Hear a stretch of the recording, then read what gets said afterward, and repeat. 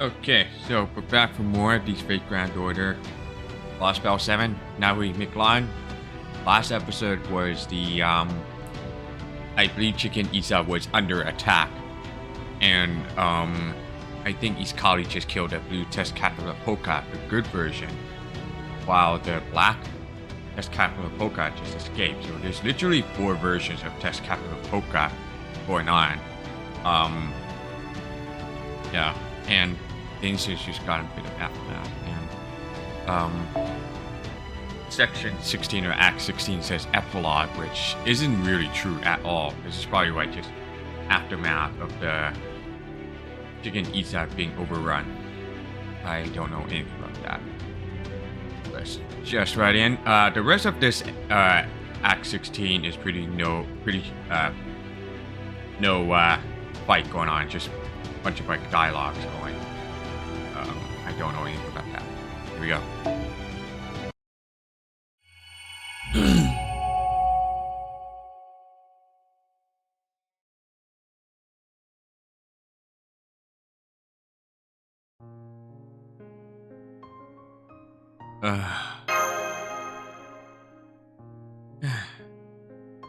Listen, what happened to the city is heartbreaking, but we're still in the middle of a crucial operation. Cold as it sounds, the fact is, we just don't have time to mourn the dead right now. Isn't that right, Commander Gordoff? Would you mind going over our current situation and outlining our next steps? Right. Good point. We can grieve our losses once the operation is over. The Osalome's attack has left Chicken Itza in shambles. The King of Dinosaurs is dead. The Solar Sojourn, which controls the position of the sun, has been taken to Mexico City. 60-ish dinos survived. The Osalome were almost completely wiped out before the last survivors retreated.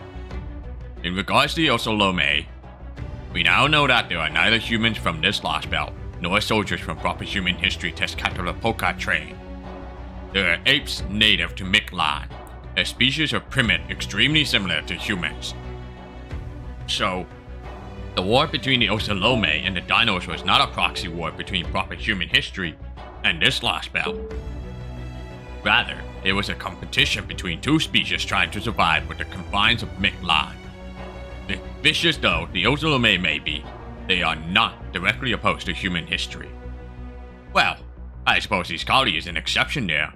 He clearly has it out for us. Still. But never mind that murderous lout for now. Here's the real problem we face. We, too, have suffered many losses as a result of this battle. Polyanskaya thought she would show up by heading out to defend Chicken Itza alone, then found herself completely outmatched in a fight against Tezcatlipoca. Luckily, Sopras rescued her and brought her to the ICU, where she's currently licking her wounds. I think at this point I should remind you that I'm supplying all my magical energy. If I had a master to help with that, things would have gone very differently. If she says so. Granted, there's no one in Chaldea foolish enough to provide such a dangerous servant with magical energy. I trust you all agree? Good. Moving on. The Dainyon Chus who went out to defend the border from the Osalome are missing. However, Seven did give me a message for Sopras and Karilite before he left. Don't worry about us. We'll turn things around in overtime. That is all. As for Olga Marie, who reappeared during Sopras' battle with Tezcatlipoca, she has regained her memories and left Chicken Itza. We've been worried about this happening, and unfortunately, it seems the time has come. She may have been helpful so far, but I doubt we'll be able to count on that going forward. Up till now, our enemies here have been David and Tezcatlipoca. However, the Foreign God remains the greatest threat to successfully carrying out our Grand Order. Is that clear? But she was still the same Olga Marie we knew. I know her memories have returned, but if we can just talk to her... Get it through your head! Regardless of how closely she resembles the Olga Marie you knew, it does not matter. Hell, she might even be Olga Marie Anu's beer. But that doesn't change the fact that she is the foreign god. Did you fail to notice that her spirit urgent is on the scale of a star? Monster doesn't even begin to cover it. You understand that in a single second, the sun puts out more energy than the entirety of humanity has used in all of history, right? We can't risk her blowing up on us. She's too dangerous. Damn it, can you two worry about yourself for a change? That goes for you too, Kadok. I want you to keep a close eye on Soapboss and Kyrie Light. Gordy's right. At this point, we have to treat you Ogamuri as an enemy. Unfortunately, she's not the only dangerous entity we need to worry about right now. Kukulkan is representative of the extraterrestrials that made this Lostbelt, the archetype of Mictlan. Remember when Test Captain Poka said she'd eventually turn on us? I think he's right. So far, we haven't demonstrated any hostility toward Mictlan or its people, nor made any attempt to attack. But that will remain true. We need to cut down the Tree of Emptiness. At the same time, the Crypto is trying to destroy Earth by waking up ORT. As far as Mictlan is concerned, that makes us both enemies. So from Kukulkan's perspective, anything not originally from Mictlan is an enemy. That is almost certainly part of why she attacked the Storm Border on the surface. She did ally with us for a time thanks to our... well, thanks to Soapboss having reached an understanding with the dinos. But now that there is no more need to keep the dinos safe, she will almost certainly try to eliminate us on behalf of Mictlan's collective will.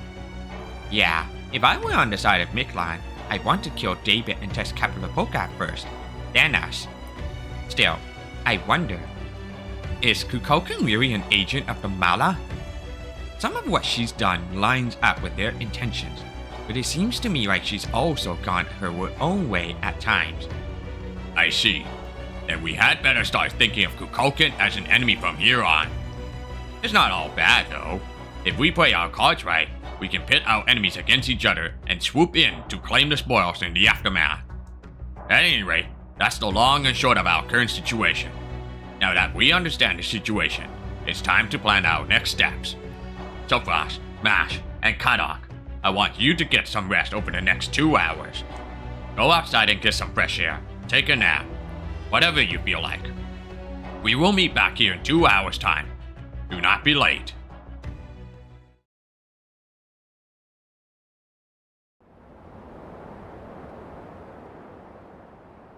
I should have known it would still be dark out. It would have been evening in Chicken Itza about now. Guess you two aren't the only ones who wanted to go outside. You two gonna do anything in particular? I want to check in on the dinos. Oh, hey! Are you all done with your talk? Wak-chan, you okay? Oh, I don't suppose you know where the Dainyanchus brothers and Tapu are, do you? I haven't seen the Dainyanchus bros, but Tapu said he was going back to his house for a while. The other dinos are all gathered at the Xokta shrine. Maybe you'll find the Dainyanchus bros there? Hey, yeah, thanks, Wak-chan. You idiot! Don't you realize they've gotta be morning? Hey, wait up, damn it! Outsiders like us shouldn't. Shit, there they go. Well, guess I'll just have to go take my lumps with them. Hold up, bro. You're coming with me. There's something I want to ask you. Where'd Olga go? In fact, what exactly is she to you guys anyway? I asked Tapu, but he wouldn't give me any details. Is it something I'm not supposed to know? Alright, I'll tell you. Consider it thanks for protecting the border while we were being held captive in Mexico City. This will be a good chance to reevaluate things, Wak-chan. See, that woman you've fallen for is actually...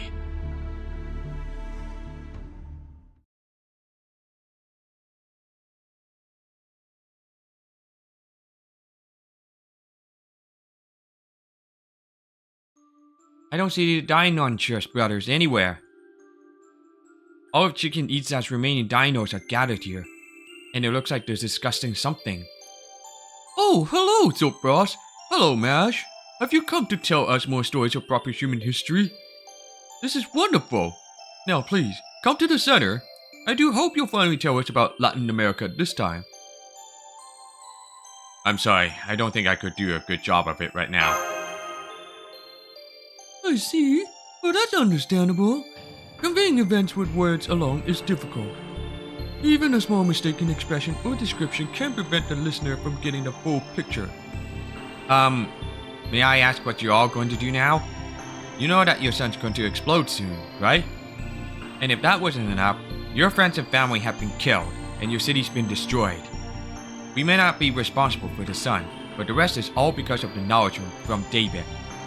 No, from proper human history.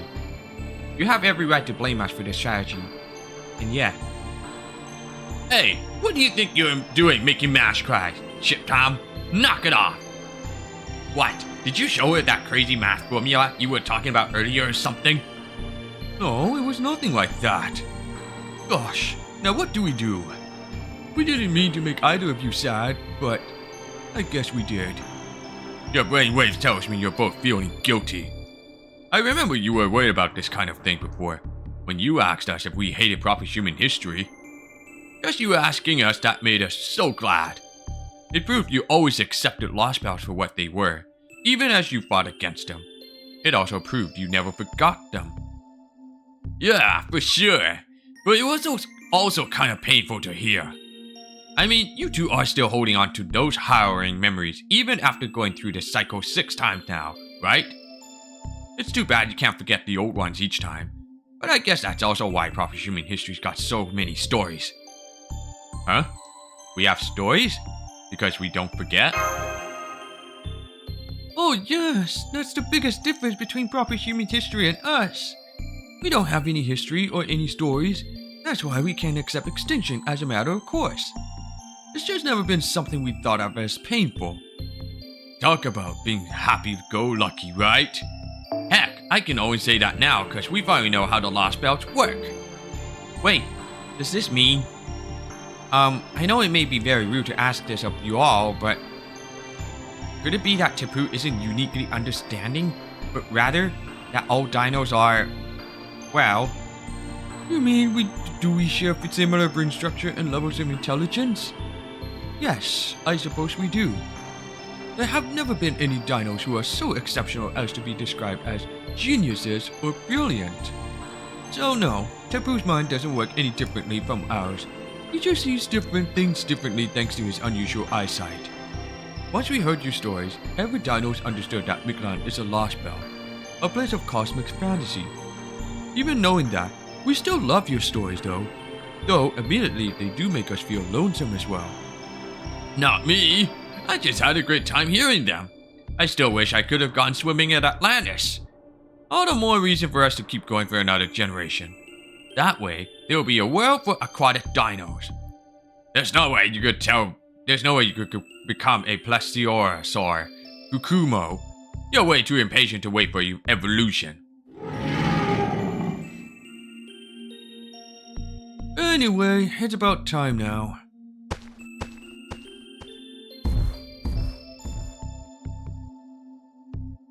About time for what? Are you all heading into the jungle? That's right. Now that the Solar Sojourn and the King of Dinosaurs are gone, we have no more reason to stay in Chichen Itza. Good luck with proper human history. We wish you all the best. Please, don't worry about us. We were always destined to die out here.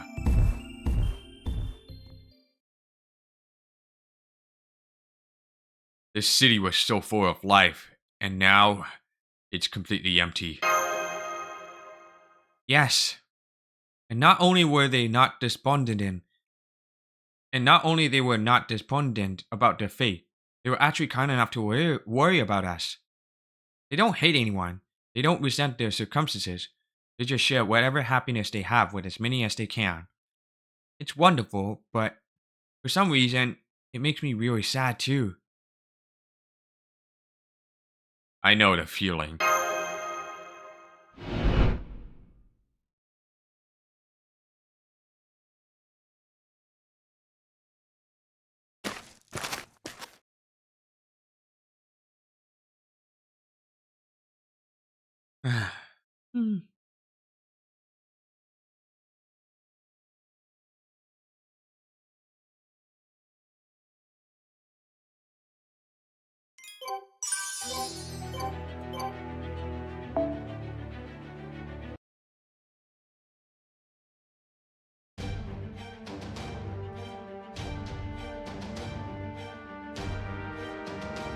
Good. You're all right on time. Now, let's begin the briefing for our final mission in the South American Lostbelt. Nemo Professor, Scion, how are the Stormboarders repairs coming along? We have finished mending everything except the onboard facilities and the engine room. At the moment, we are getting ready to restart the Triton engines. Yes, sir. We're counting down the moments until we can begin repairing the armor plating's electromagnetic barrier that Kukulkan destroyed, and begin reapplying our anti-spirit and anti-curse membrane coatings. We should be back to combat readiness in about 10 hours. Once that's done, we'll restart the engines, generate new Spiritron torpedoes, and charge the main cannons. We expect there will be a total of 24 hours before the ship is ready for both flight and combat. I see. Excellent work. To be honest, I was secretly beside myself when the border was nearly split in two, as I didn't see how we could possibly come back from damage like that. But you actually succeeded in restoring the whole thing. Thank goodness for Mictlan's abundant resources. I've got a report to make too. The density of the toxic gas in the 8th stratum is falling rapidly.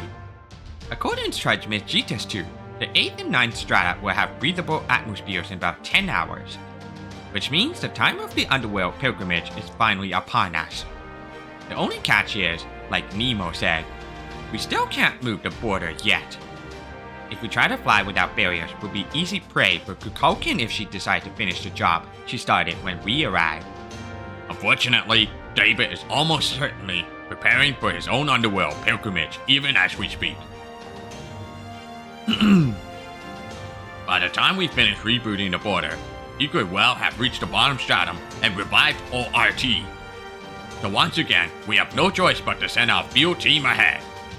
Master Sopras and his servant, Mash Kairilai, Idokris Konyanskaya, and loath though I am to let you go, Technical Advisor. You have two options to choose from. Line A, Operation David Assault. Locate and neutralize David's Semvoid on his way to the bottommost stratum. You should aim to get him somewhere between the 6th and 8th strata. This should resolve the immediate threat without needing to go all the way down to the bottom stratum. The important thing is that ORT remains dead. Plan B, Operation Tree of Emptiness Felling. Reach the bottom stratum before David, find the Tree of Emptiness, and cut it down. No matter how powerful ORT is, it's still a part of this Lostbelt, so getting rid of the latter should remove the former too. According to Jitas 2's calculations, each plan has a 50-50 chance of succeeding. Now, just for the record, let me ask you this, Master Sopfrost. Do you feel one of these plans has a better shot than the other? Don't be shy. Give us your honest opinion.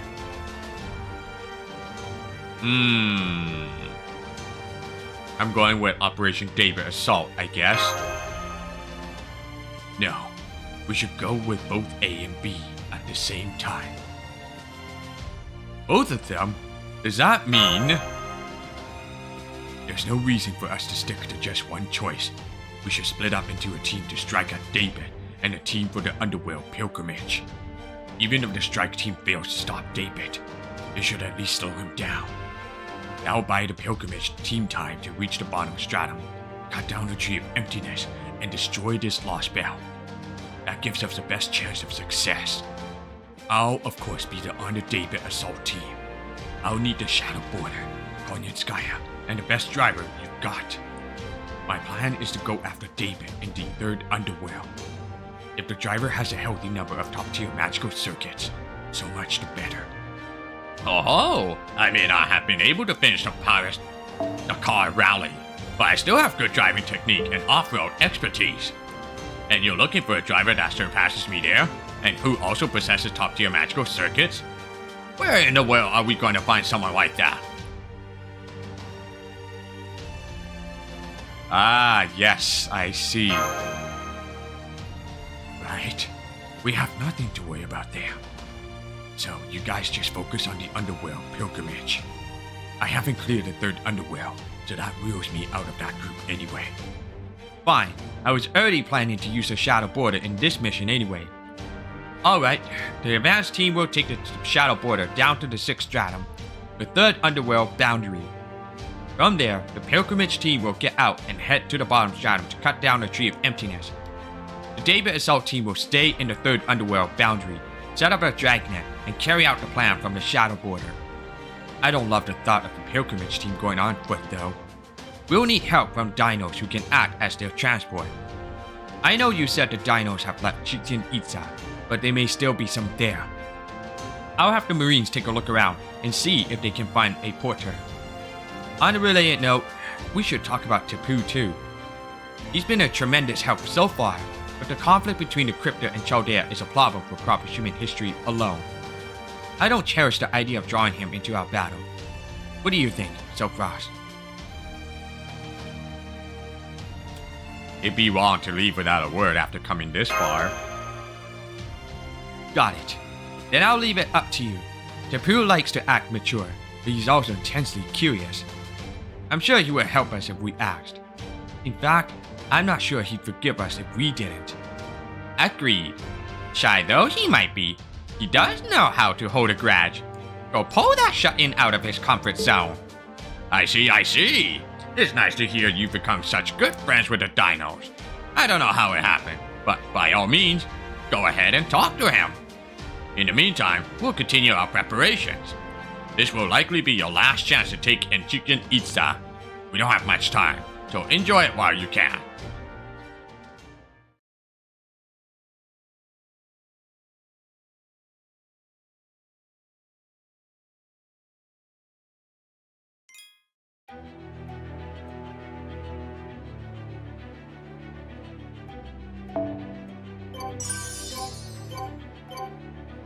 Mexico City.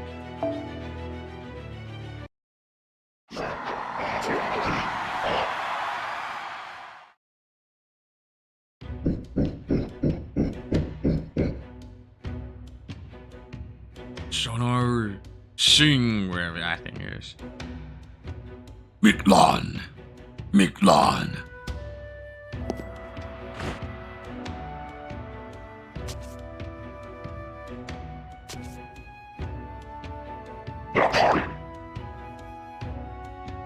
It's alright. Go ahead. I can report to Test Captain Apoka alone.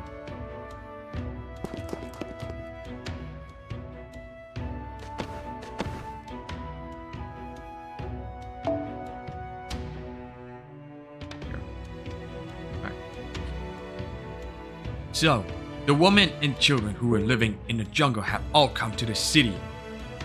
But they're not here to celebrate our victory. They've been praying for their husbands and sons who went off to the battle to return safely. They love their families, just like humans. No, their love is purer than humans. Only a handful of soldiers came back. The ones who lost their partners must think I'm a terrible king.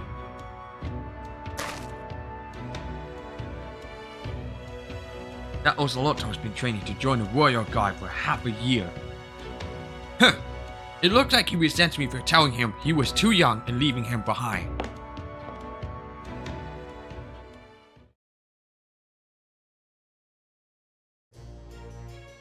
Familial love, familial bonds. The affection which develops naturally from the moment one is born, where there is no need for words. I have nothing like that. I was already fully formed the first time I opened my eyes. My body was made here in Mictlan. It is modeled on the people of proper human history. My human mind was shaped to be the king of the Ocelome. That is who I am. I have no family. There are no others like me. All I had were the impulses I wore on my sleeve. My disappointment in those who refused to obey me. The despair I included in those assigned to me. And my lashing out against all around me. My God said to remember those impulses. That he would make me a god only if my soul was clear and unclouded it. Great Tezcatlipoca. Despite being a god of proper human history, he discovered the Ocelome. In one night, he built Mexico City and created me out of earth to serve as their king. For 1 year, I would act as test captain of Poka. If I could prove myself worthy, I would become his incarnation. It was a wonderful year. A year free of doubt.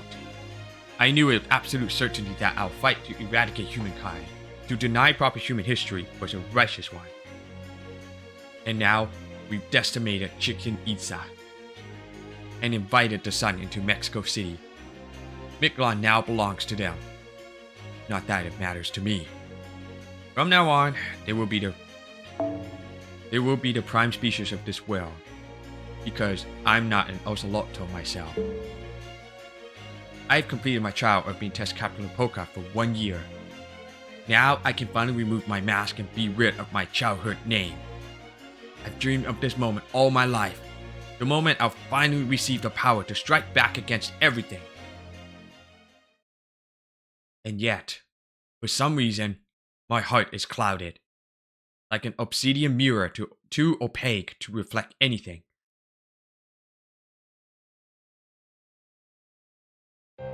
Behold, the sun has moved from the Maya to the Aztec.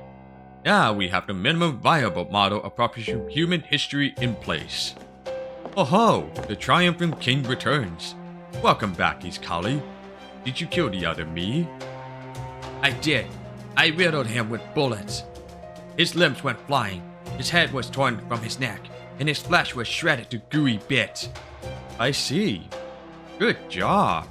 Only Test Capital Poka can kill Test Capital Poka.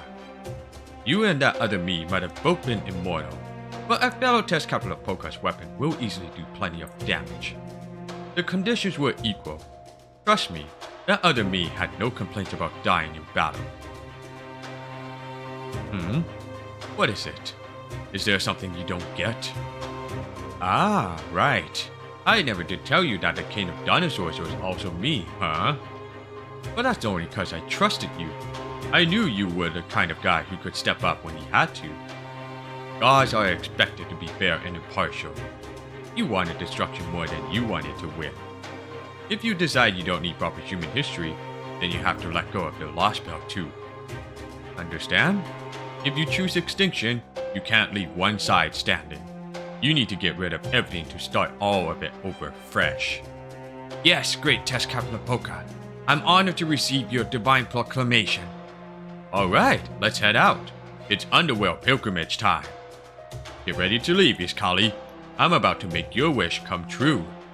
Underworld pilgrimage? Does that mean we'll be going to Mictlan's bottom stratum?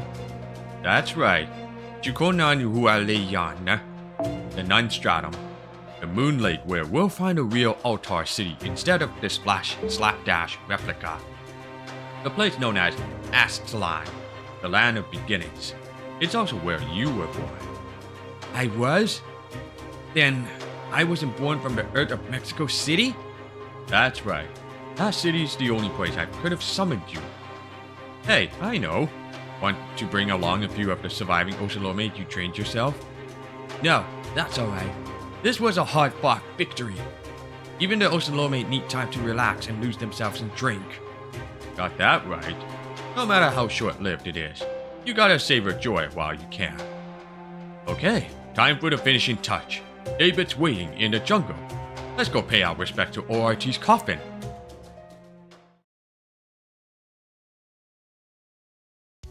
I never thought I would see a war in a land as peaceful as Mictlan. It seems humankind cannot escape the consequences of accumulation, no matter what form it takes. They accumulate wealth, sin, forgiveness. Even our own foreign god must find the situation deplorable. I already knew about human wars from the video records I studied. Chichen Itza might be a ghost town now, but it was never a creation of Dino civilization anyway. Video records, yeah. They've never accumulated anything, and they never will. Quite right. Your eye is as sharp as ever, my lady. But that's not true for humankind and proper human history. Both the Crypt and Chaldea will try to reach the bottom stratum. The former will do so hoping to revive ORT, while the latter will do so to erase this Lostbelt, and ORT with it. So, what would you do, my lady? You need to ask. The whole reason I chose this Lostbelt as my temporary lodging was to acquire an even stronger spirit urgent. ORT belongs to me. I'm not about to hand it over to anything as anything as incompetent as humankind. I've come to the conclusion that Earth's prime species is evil. I have no compunction about eliminating it. I'm going to go to the bottom stratum. You stay here and monitor Chaldea. Once I fuse with ORT, they'll try to escape on their ship. I've chased them down twice before. I don't want to bother with a third. Do you understand me? Of course, my lady. Rest assured, everything is already in place. The moment the Stormboarder tries to escape Mictlan will be the last.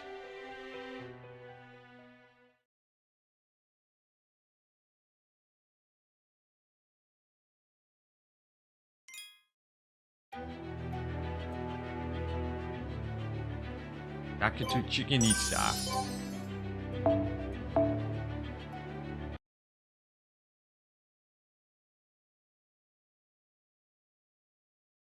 It'll be a dangerous journey, but would you show us the way? Yes, of course. I'm relieved you came to talk to me. Thank you, Soapfrost. Oh no, I should be thanking you. All the other dinos have left Chicken Itza, right? Whether the sun exploding is what destroys Mictlan, or it is a casualty of ORT's destruction of the whole world, the dinos will accept what happens without a fight. That response could be called rational, or even noble. But knowing what you fought so far, I thought you might find that response cold and heartless. So I was steeling myself for the likelihood that you would leave without a word. In the end, the dinos are Mictlan's prime species. We are, at heart, very different creatures from yourselves. We might have our differences, but we can still resolve them peacefully. I still have some preparations to make, so please go back to the border without me. I'll meet you at the castle gate. Even I've never been past the 7th stratum, so I'm looking forward to the adventure that lies ahead. Oh, and one more thing. I have something of a favor to ask of you.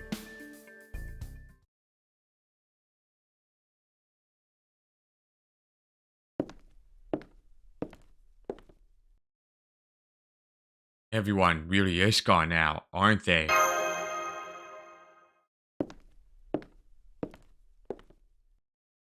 Yup, they sure are. At this point, the sun might never come back. Then again, even if it did, it's just going to explode anyway. So maybe that's actually for the best. That being said, don't you think you should be more careful walking around alone at night? You're the master of Chaldea. As far as Mictlan is concerned, as far as I'm concerned, you're just a rare and unusual interloper. But the novelty of that has worn off. So, wouldn't it be funny if I just pruned you here and now?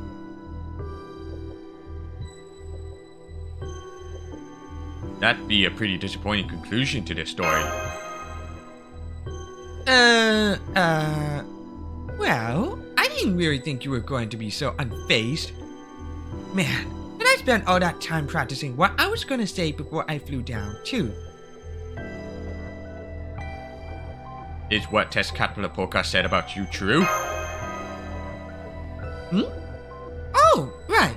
I guess he did say something about me not protecting the dinos, huh? Yep, he was dead on. The sun helps the world grow, yes. But that also makes it burn. Think back. Did I do anything at all, to protect the dinos, even when we were traveling together? That's right. I didn't. Even when Kamisats showed up, or this war was taking place, I just kicked back in the sky and enjoyed the show. Did you really enjoy it? I did. You really are an insolent one, you know. Say something like that again and I will very literally squash you. Anyway, the sun's going to explode soon, so who cares how many of them die now? The cycle of extinction has come to Mictlan, just like it did in proper human history. There's no point in getting angry or sad about it, or refusing to face reality. Even if the dinos and Osalome all die out, Eventually humans like you will still be born, right? Life will never die out completely, no matter how bad the collapse. Proper human history has proven that. So I was thinking, why don't you all just leave now that your ship's almost prepared? I mean, there's no point in you sticking around for Mictlan's collapse, is there? Not until we visit the bottom stratum. I see.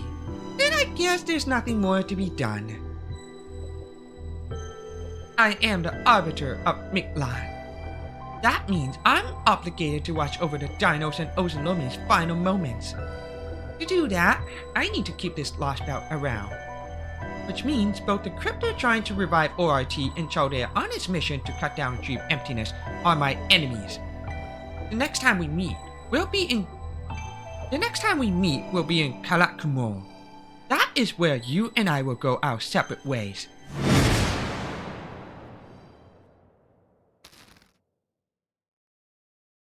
Oh.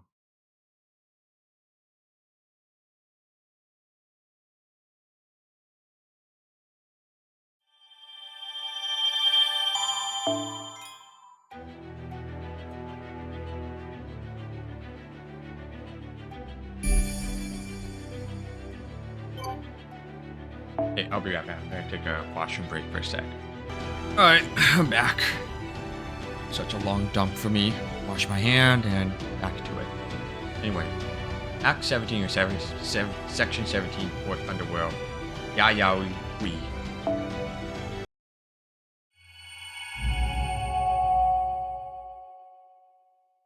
The first 2 arrows, no fight. Just dialogue. And then 3, 4, 5 will be fight. Okay. We passed the Mictlan Observatory in the 7th stratum and will soon be entering the 8th. It took us 6 hours to reach the 3rd underworld boundary in the 6th stratum in the Shadow Border. We were going to have to walk the rest of the way, but the King of Dinosaur gave me a job to do, and I'm gonna see it done. It'll be way faster if I kill you through the jungle, and you 3 weigh practically nothing. You are giving us a wonderfully steady ride, Wak-chan. Even at this speed, we're not getting jostled at all. It's like your legs and your torso are complete separate beings. When it comes to pure riding comfort, you even surpass the Sphinx. Seriously, this is amazing. How do you do it? I just absorb all the impact of each step with my legs. If I let it reach my stomach, it could do some damage. It's very fortunate you were still in Chicken Itza, Wak-chan. I was concerned that Chaldea would lack transportation for their operation, but that's no longer a problem. On a related note, how are you doing back there, Da Vinci? I'm sorry I can't provide the same stability as Wak-chan, but I can at least float and glide a little bit. Are you kidding? I'm having the time of my life. I didn't know your feathered arms could also work as wings. They're mainly to stabilize my posture, but yes, they do. If I use the spell Professor taught me, I might even be able to fly like Dumuzid. Anyway, I know the 7 of us, Sopras, Mash, Nitocris, Da Vinci, Wak-chan, myself, and Habitat in her base state, are making our way to the bottom stratum as quickly as we can go. But do you happen to have any questions about the 8th stratum, the final level of the underworld, before we arrive? I thought nobody could get in there most of the time.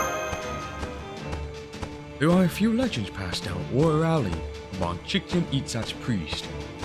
The 4th level of the underworld is known as Nahui, the Black Line. Is a range of underground mountains devoid of sunlight. It's said to be covered by a steep mountain range, but that those mountains are actually hollow, and there's another mountain range inside them. It is essentially a cavern which contains an underground mountain, range entirely devoid of sunlight. It's also that terrible bat Kamazot's nest, so I suppose that makes him the 4th underworld guardian. You're gonna fight the vampire bat? Oh man, if only Lady Kukulkan were here too! Wak-chan, you know that Kukulkan would never fight Mictlan's own denizens. In fact, she's probably far more likely to attack Chaldea at this point. Be careful not to greet her casually if you should happen to see her. She'll probably chop the people on your back right in half, and you along with them. Oh man, really? Then again, that does sound like her. Whenever Lady Kukulkan decides something's threatening Mictlan's peace, she wastes no time obliterating it, like unintelligent dinos. Oh well, we'll cross that bridge when we come to it. I can dodge one or two of her attacks, but after that, it'll be up to you guys to figure out what to do. But she's the god of all dinos, right? Can you fight her? There's no law that says we can't defy our god. Besides, people and gods are both living creatures. All that matters is whether or not you can get along, and whether or not your goals align. Lady Kukulkan wants to protect Mictlan, and you guys want to save your world. I figure both of you are all alright, so I'm gonna help the side I can. Oh, but you'll have to let me think about it if Lady Kukulkan asks me to join her side. She wouldn't ever do that though. The teachings of the sun's whole thing is letting us roam free rather than tying us down. I see. So Kukulkan's not a dominant father figure, but a watchful mother figure. I suppose I always knew this Lostbelt king would end up being our enemy. But it still sucks, knowing that how naturally big-hearted she is. Big-hearted? Are you sure you don't mean big-muscled? We will certainly need to watch out for Kukulkan, but we should also be wary of you, Olga Marie. There is a very good chance that she and Rasputin are moving to acquire ORT for their own ends as well. So our ultimate obstacles are Kukulkan and a foreign guy. Yup. So right now, our most pressing concerns are whether Kadok's team succeeds with their assault and our attempt to cross the 4th underworld border. We're going to focus on the latter, so we're counting on you to back up Kadok's team, Scion.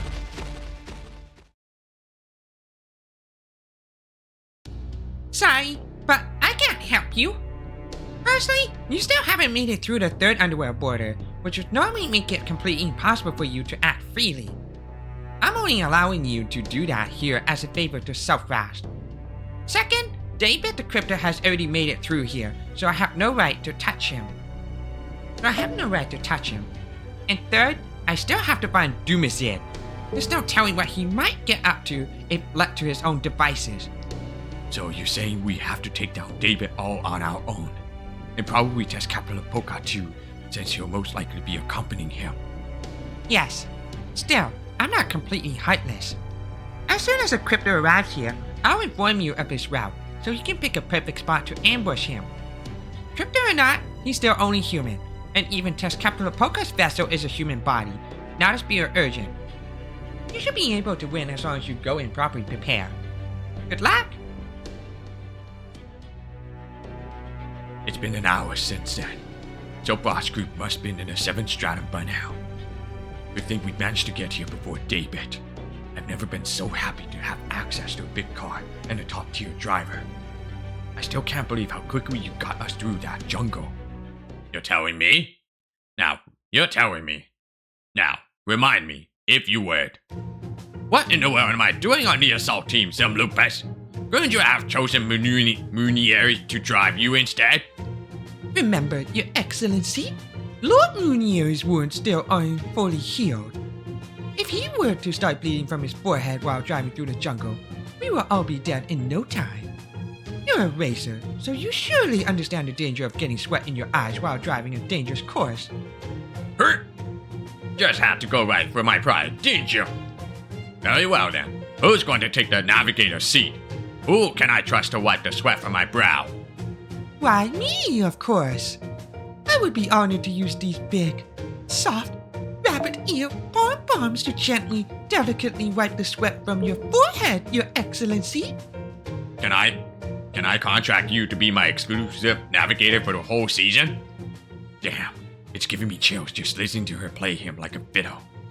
I guess Gordov has yet to learn his lesson. Hey, if you're out to wreck your life, I'm not gonna stop you. Can you at least wait till we're back on the surface, though? Konyaskaya, have you heard from Ereshkigal yet? Just now, in fact, Lord David is proceeding along the route we expected. Here you go. Cripe pace, they're moving down quickly, too.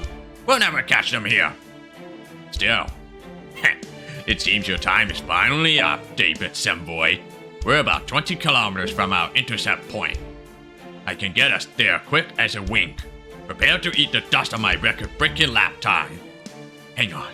I want to shift the intercept point into here. We should wait to ambush them in the middle of the desert.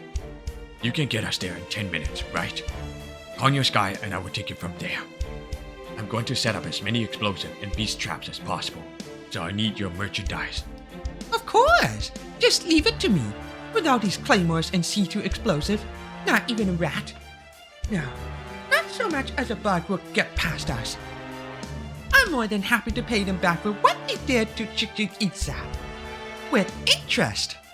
Alright, fasten your seatbelts, because I'm about to kick this baby into high gear. Let's go set the perfect trap.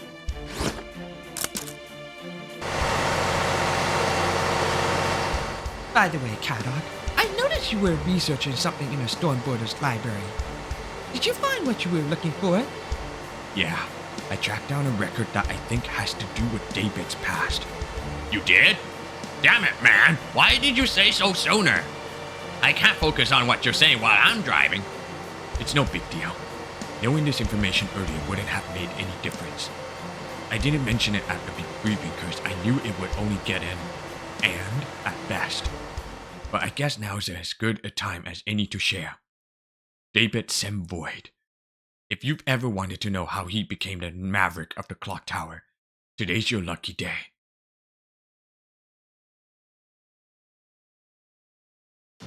There are 3 major factions in the Mages Association: Egypt's Atlas Institute, the North Sea's Wandering Sea, and the biggest one, London's Clock Tower. Hell, it's so big it's basically synonymous with the association.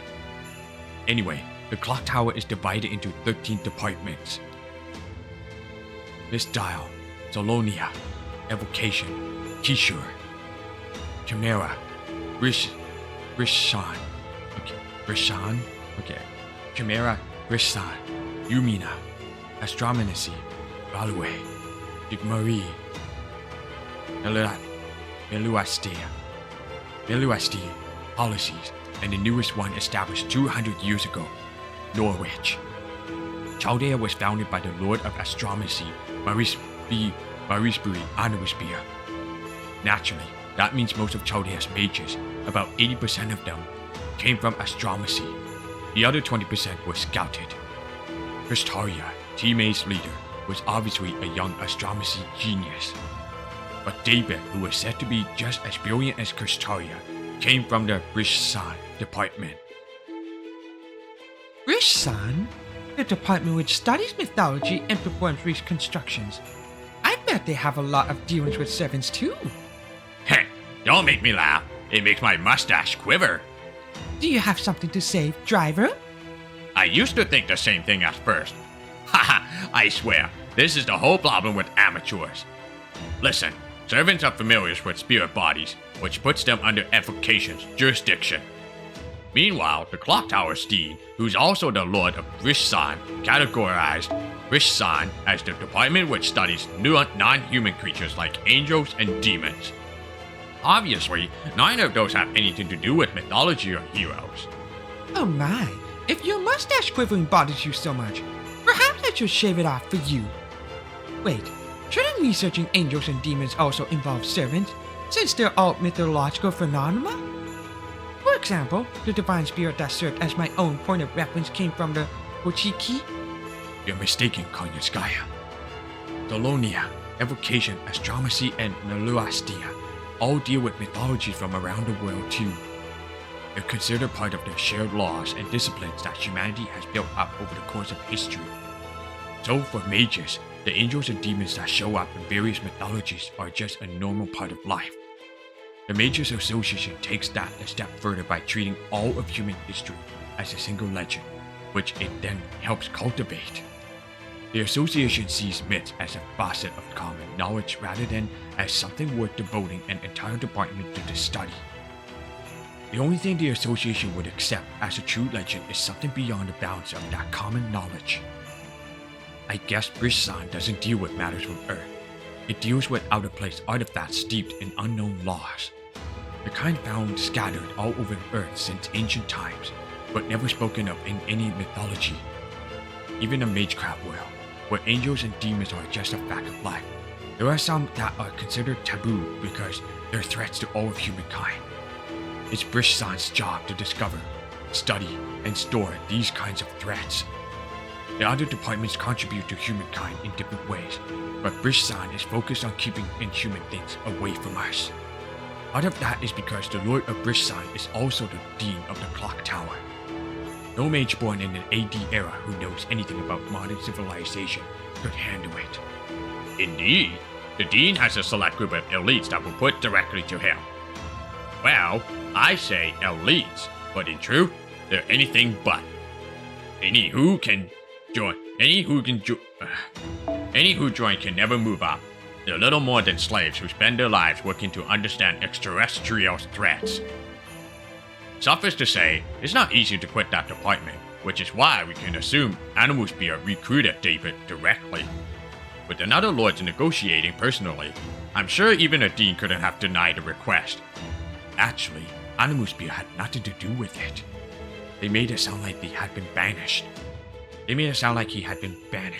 but the truth is, he left voluntarily. I'm sure Director Marisbury did personally invite him, but it was ultimately his choice to leave Brishsan and join Chaldea. I see. So he essentially sold himself to Chaldea. I assume you went back over his records before he left Brishsan then? They were in a database, right? Yeah, all 8 years he spent in Brishsan. But there's not a single record of him before that. There's no mention of him in Brishsan or Astromacy. Whenever a new student enrolls in the Clock Tower, there's always an entry made for them in Miss Dial's database, but there wasn't anything on him in that one either. All we know is that David was a genius who suddenly showed up at the Clock Tower when he was 10 years old. I might have been able to find out more if Policy's database had been shared with the border. That would never, ever happen. Policy is also the Clock Tower's internal investigations agency. Giving outsiders such sensitive information could lead to all the Clock Tower's scandals becoming public knowledge. Oh my! So that's what you were up to back when you were in Policy, Your Excellency? So, you held your fellow mages past over their heads in ways that's more skirted the law than followed it. Am I correct? You were saying, Kadok? Right. At that point, I stopped trying to investigate David's past and started looking through all of Brishsan's records. It wasn't easy, since each state's records were individually locked down. Normally, I'd never have been able to sift through them all on my own. But luckily, I knew exactly which year to check, and with Scion's help, I eventually found it. There was a file from July 2006 that was just titled Record 5 Minutes. Unfortunately, I wasn't able to decrypt the file's contents. Actually, it'd be more accurate to say that the file contained nothing noteworthy at all. But on that same day, a strange and inexplicable accident happened in London and a neighboring college town. That day, every single spell in London suddenly stopped working. Of course, pretty much everyone noticed the abnormality, so it wasn't long before it was fixed. The mages figured they must have made a mistake in their spells, and decided it wasn't worth reporting. As a result, the incident was never made public, and nobody at the Institute was ever held responsible. Huh? I'm quite sure I would have recognized this as a major incident if I had been there at the time. Since so many people never knew about it, does that mean it happened in the dead of night or something? Your Excellency, do kindly shut up. So this Record 5 Minutes file from Brishsan is dated the same as this incident when every spell in London stopped? That's right. What happened was, an angel relic was exposed in a prep room for one of Brishsan's faculty. In real-world time, it was only exposed for 0.2 seconds, but that was thought to have been enough to shut down all the Clock Tower spells. There's no record of who that room belonged to anywhere. It's gone from every document, and from the mind of every person who could have known. So there's just no way to look it up. My guess is that the only one who might still remember is the Dean. At any rate, Whoever caused such incredible damage to every mage in the clock tower, even if only for a moment, became quite literally non-existent. However, records of that incident state that there was a single survivor in the prep room. Given the situation, it was almost certainly that teacher's son. He was 10 years old at the time, but he soon went missing as well. A few months later, on the dean's personal recommendation, a boy genius with no prior records suddenly showed up in Brishside. As you can probably guess, that was David Semvoy. The records didn't list his actual age, but physically, they said he looked to be about 10 years old. So my take is this: the boy who lost his father to the angel relic must be David. I see. So as a boy, he lost both his father and proof of his lineage. Although, this angel relic, isn't it one of those dangerous artifacts that will drive you mad just by looking at it? According to one popular theory, those artifacts will vaporize your brain before transmitting a signal to beings that drop them off on Earth. So, that would mean that, ever since then, David Semvoid has been. I see. Now I understand. David Semvoy was omitted because of his way of thinking, and living never belonged with humanity in the first place. Those were some of the last words Lord Castoria wrote about him, right? So if he's not part of humankind, he must be one of the foreign gods subordinates bent on taking over Earth. Sorry, but that's all the time I have to talk. We've reached the intercept point. Cut the Shadow Border's engine and set it to camouflage mode over by those sand dunes. Let's go, Konyaskaya. I need you to set enough landmines across a 500-meter radius to make this place a hell on Earth. Okay.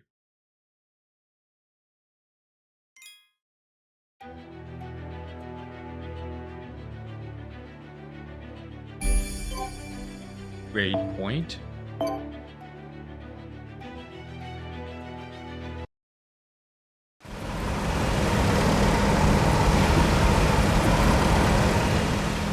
A sandstorm. That wasn't there before. Is this your doing, Test Capital Poka? The hell's that supposed to mean? You think I'm behind every bad situation we find ourselves in? This is Kamazat. That bastard's been using command spell. Command spells on servants like they were going out of style. Yeah, fine. I sold him the command spells in the first place, since he wanted them so badly. How was I supposed to know he was gonna play pretend master like an idiot, though? Maybe next time, you'll think twice before giving every Thomas, Rico, and Javier that comes your way a trial. So, what do you make of Kamazat? He's great. I might be the strongest god of Aztecs, but in this Lostbelt, the title of strongest goes to him. Playing with the command spells has placated him for now, but once he runs out of toys, he'll show his true colors. I see. Then we should have no trouble getting past Chaldea. Now we just have to hope we don't run into Kukulkan. Don't worry about her. If we do encounter her, it just means one of us will have to sacrifice himself. Oh wait, if we're dealing with Kukulkan, I guess it'll have to be me. She's a Lostbelt Guatemala or whatever copied off proper human history, right? Then I'm a good match for her. She's inexperienced. Her brute force approach won't hold a candle to my expert evasion. What's wrong, Iskali? You've been gloom. What's wrong, Iskali? You've been gloom for a while now. Getting motion sick or something, since this is your first time in a car? No, I'm fine. I was just a little dizzy from taking in such unfamiliar surroundings. But please, never mind me. I didn't see any sign of Talala when we left Mexico City. Great test capital of Poka. Do you know where she is? She hasn't come back, so she must have lost. You hate to see it, but sometimes that's just how it goes. Besides, I really only summoned her to build your city, so her job's been done for a while now. Huh? You mean you didn't make Mexico City yourself, Great Tezcatlipoca? I could have, but she was a better fit for that terrain. Mexico City is a true blue proper human history style town. Even the name comes from its modern incarnation. It was originally a beautiful place called Mestilipan. It was originally a beautiful place called Metzliapan, or the Lake of the Moon. It was a water-top floating city that served as the Aztec kingdom's capital where they worshipped two gods. It's nothing like the Chichen Itza the dinos built based on the old Khan ruins. The Aztec capital. Beautiful What? Still feeling dizzy? Hang in there. It's not much longer to the bottom stratum. You've already made it this far, East Kali. Don't let all that time, effort, and fighting go to waste now. Yes, I know. My life exists solely for the anger rooted in my soul.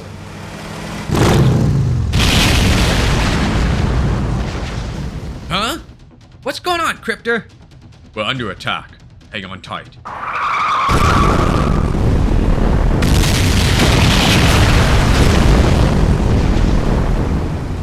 Ooh, baby! Nice one, David! Where'd you learn to drive like that? Were you a stunt driver in Hollywood or something? Unfortunately, I only attended an online driving school. I used to like movies, but I haven't watched one in years. Alright, we're past the minefield. Luckily, our suspension's still intact, but what? Now we have a Divine Spear Serpent up ahead to deal with.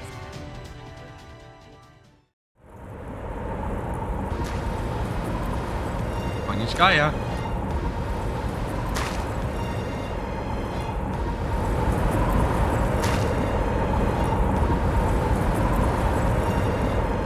Welcome to my humble domain, God of War.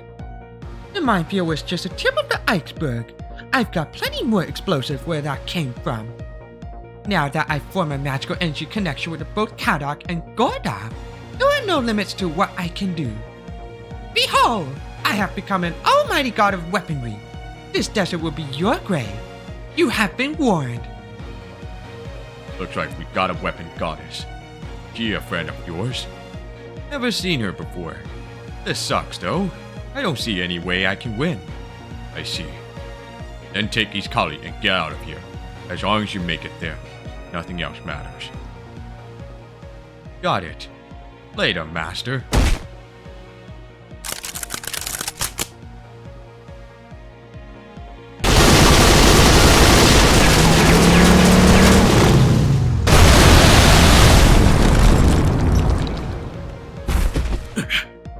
So, you let your servant go on ahead and nearly blew yourself up trying to hit me with a kamikaze attack? Isn't that the opposite of what you should be doing? Why aren't you letting your servant do the fighting here? Any normal human master would send their servant to the front line while they escape. I'm surprised to hear disciple of the foreign god, but at least someone who enjoyed playing the part of one, lecturing me on how to be human. Then again, it seems you're on Chaldea's side now. I'm especially impressed to see that Kadak formed a contract with you, even if only temporarily. So, they chose to supply a beast candidate with not one, but two magical energy connections. I can't muster any surprise at this point, but humans really do walk a razor's edge. They always do whatever they can, no matter how dangerous, and with full understanding of what will happen.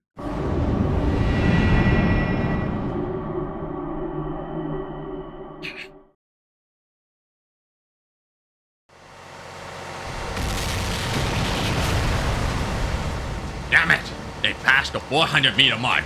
I think he's even better at off-road driving than I am. We need to do something before they break through our traps. Hold on, I'm going to go after them. No, wait. I didn't expect a minefield would be enough to stop them. I'm counting on Konyaskaya to finish the job. Between our contracts and the Shadow Borders reserves, she's got a ton of magical energy to work with. Right now, she's as strong as divine spirits get. We're better off staying out of her way. That point, she's not the sort to feel bad about a bit of friendly fire. In fact, I dare say she'd even relish it. Two people just got out of guard. It looks like Tezcatlipoca Pokat and East Kali. David's staying? No way. Is he actually planning to ram Konyaskaya? Oh, look at her go. She just blew their car to smithereens without even batting an eye. David got out by the skin of his teeth, but haha, we've got this thing in the bag. No lone mage could handle that demonic minx alone, without a servant's help. I'm bringing the Shadow Border out, some lupus. First, we'll take David captive, then it'll be Tezcatlipoca's turn. Yeah, sounds good. We've got anti-beast spells laid in place from behind Konyaskaya. We shouldn't have any trouble tracking Tezcatlipoca down. But, did we really do it? Just like that? I was expecting them to put up more of a fight. What's with these readings? The foundation of humanity value doesn't usually fluctuate like this. Haddock, sit down and strap in. You need to enhance your body and protect yourself with everything you've got.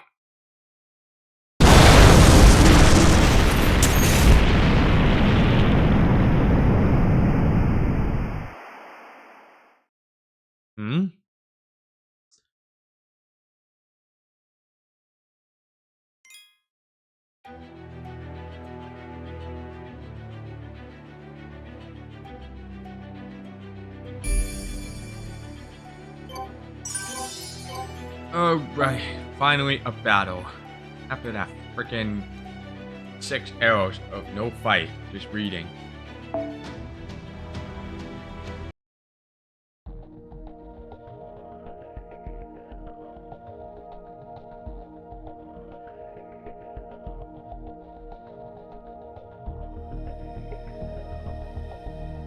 So this is the 4th underworld. It's actually kind of beautiful. I assume that sparkling is coming from gemstones. I feel like I'm looking up at the starry night sky. I see the path we need to take is similar to the 2nd underworld, with lots of narrow cliffs. Wakchan, why don't we put our passengers down and proceed the rest of the way on foot? I think it would be dangerous for us to run here too. Right on. Wow, I never would have thought this underworld would be like climbing a mountain from the inside. Looks like no matter what path we take, we're ultimately gonna have to cross the peak to get to the other side. But hey, at least the slope's not too steep. Even if we do lose our footing, we can just climb back in no time. I'm afraid it's not that simple, Wakchan. The bottom of this canyon is practically churning with dead spirits. If you fall down there, they'll be all over you so fast that you'll never be able to climb back up. So we're dealing with a path to the underworld that's literally trying to drag down the living. Got it. Okay guys, let's go in single file so we all have as much path to work with as possible. That sounds like a job for me and Mash then. We'll take the front of the line. Mash, if an enemy attack threatens to throw you off balance, hang on to me. I can keep us afloat for a few seconds. Understood. Thank you, Habitrot.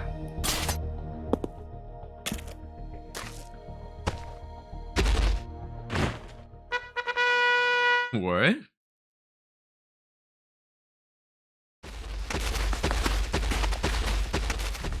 Having Wakchan bring up the rear was smart. He won't let any enemies get to us. So, Da Vinci, which part of human history's Mictlan would this 4th underworld correspond to? Well, unlike the others, nothing here really screams. It's totally this, as far as I can tell. But if I were to guess, I'd say it's probably proper human history Mictlan 7 layer. Teolokualoyan.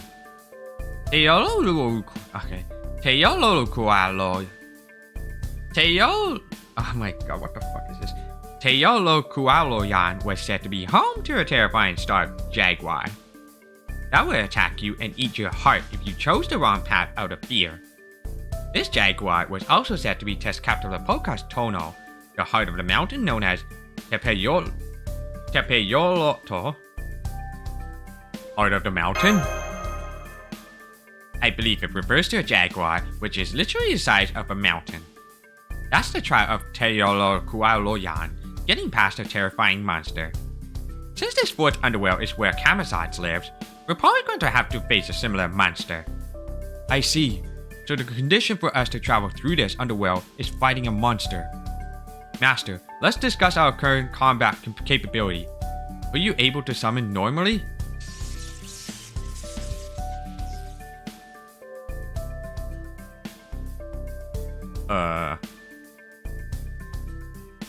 All good.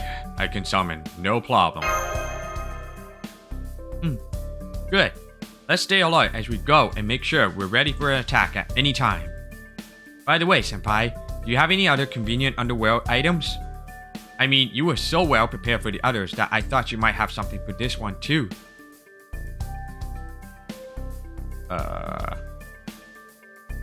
Just mint incense bat repellent and a sheer raincoat. A sheer raincoat?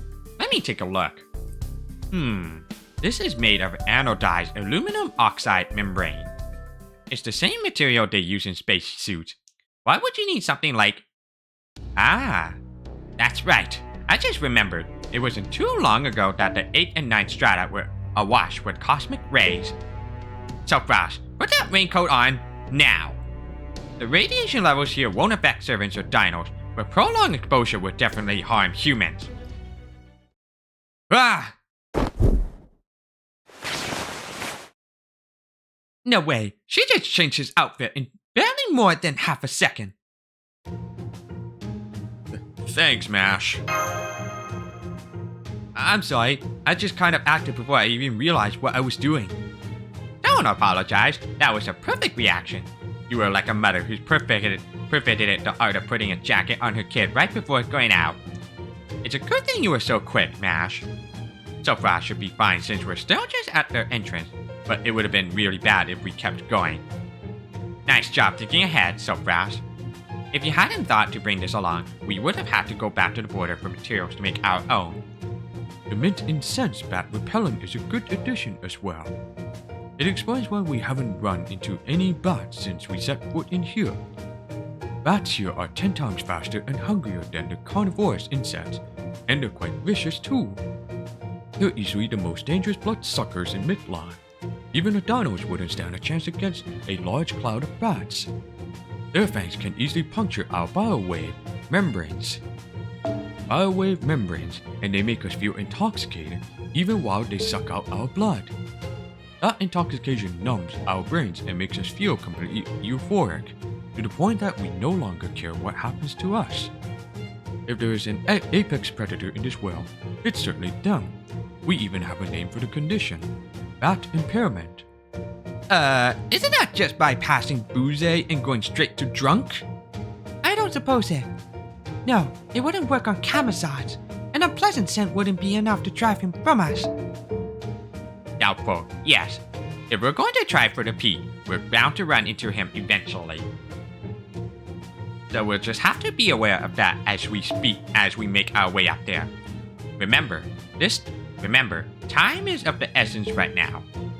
We have to make it through here and reach the bottom stratum before David and Tess catapult Polka. Well. Racing the crypto to the 9th stratum, are we? I understand. Better hurry. I can be reasonable. If you're going after ORT, I won't stop you. Wow, thanks! Hey everyone! Did you hear what Kamisat just said? He's right behind me, so I bet you did.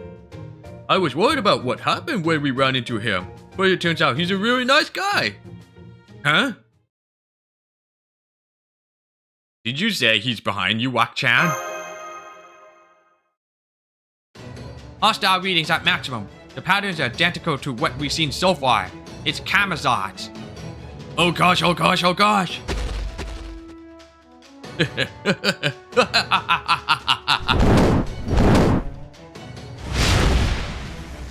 How terribly tragic. Here you are, throwing your lives away, all because you thought you could defeat the enemy awaiting you. Granted, wasted lives are more funny than tragic to me. That is good for a laugh. So, you can go. Why visit the underworld when I can send you to hell right now? Let's see what kind of fight you got in store. Let's see what kind of sacrificial blood you can spill in Mictlan's final days. Now, bow down to the king of the underworld, lord of the spring of death. Be grateful for the generosity of Kamisats, the wings that hold your fate in their claws.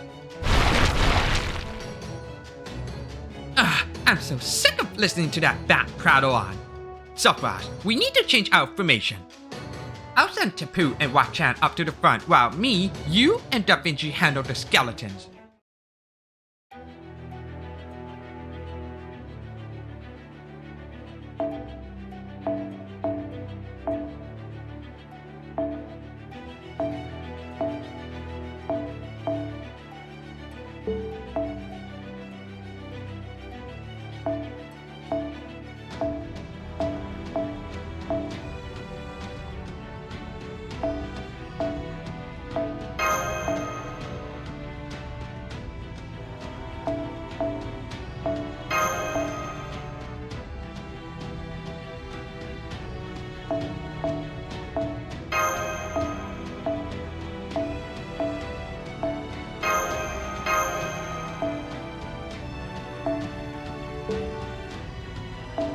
use this.「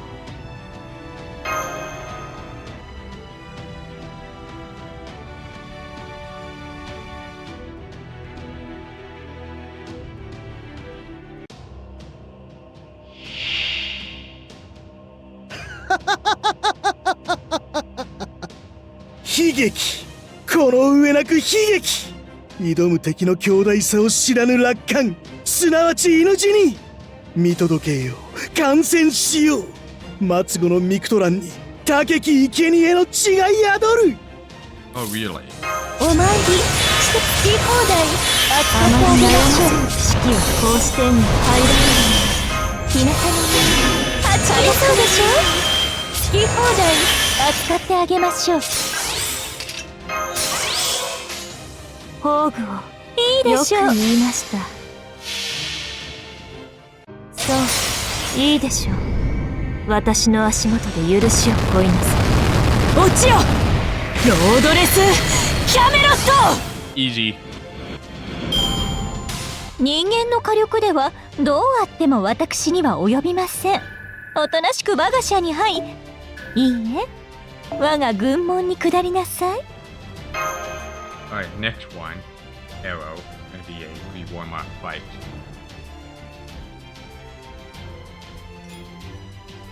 I think? Let me check again. 4, 5, 6. Well, 4 and 5 are pre-warm-ups, and then 6 is the actual.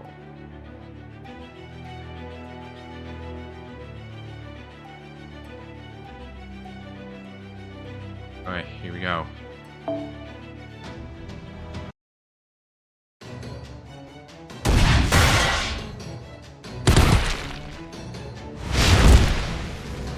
So, you triumphed over my warriors in Khan.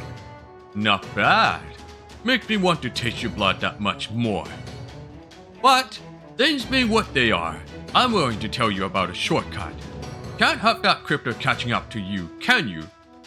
I'm oath-bound not to attack David, and the more time you waste fighting me, the more likely you are to lose to him. So, what do you say? Want to give my shortcut a shot? Well, sure, we'd rather not to fight if we don't have to, but what's the catch? I want you to hand that woman over to me. Need a Chris? Good deal, isn't it? I'll give up my dream of being humanity's last master, and you get to keep breathing. Of course, giving up on your dreams isn't any fun. Changing them leaves you feeling hollow, lifeless. You're humans, so I'm sure you can understand how that feels. You can trust me on this. A king only speaks truth. If my enemies wish to surrender without bloodshed, then I have no need of their blood. What would it be then? Will you hand her over and prevent bloodshed, or keep her and let the blood flow? She's not going anywhere. Well, now I'm just going to kill you, drain your blood, and take the woman anyway. Honestly, I don't know what I was thinking. This is by far the fastest, surest way to do it. Suits me so much better. You'll never lay eyes on ORT's coffin. You're going to spend your final moments tumbling into my canyon and taking a dip in my spring of death. Before we get started, I want to ask you something. Oh, what is it? My favorite color? Dark purple. Also dark red. Also dark brown. What of it? Is it true that you defeated ORT? Who told you that? Kamala? Kukulkan? That useless squeak? No matter. Whoever told you, it changes nothing. That question is a personal challenge to me and an insult to Khan.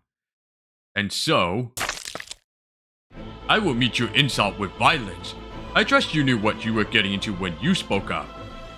Did I, Kamisats, defeat ORT, you ask? Did I kill that planet-eating monster? Ha ha ha! Of course! I defeated it by sacrificing everything and everyone around me. I used everything at my disposal to massacre the beast that devoured Seba. Seba, the space tree and threatening to destroy all of Mictlan. I plunged it into lava, tore open its chest with my talons, ripped out its freakish entrails, and left it a silent husk. Don't believe me? Well, then I'll show you the form I used to do it.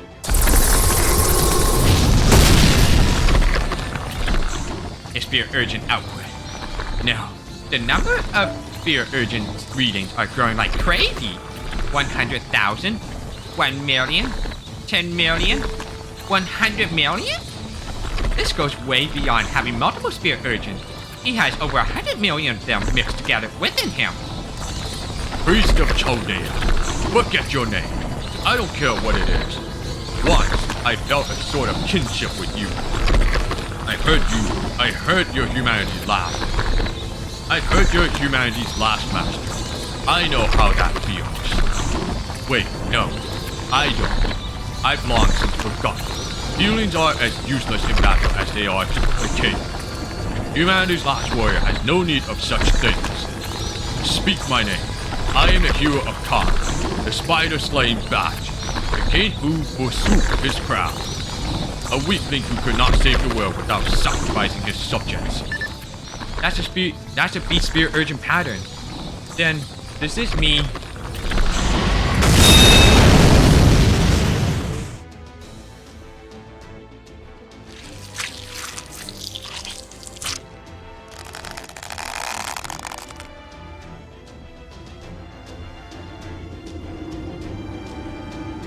Now, I will show you the blood of Kamazans.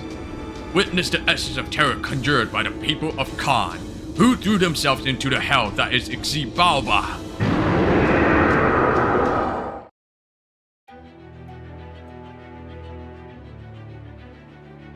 Okay.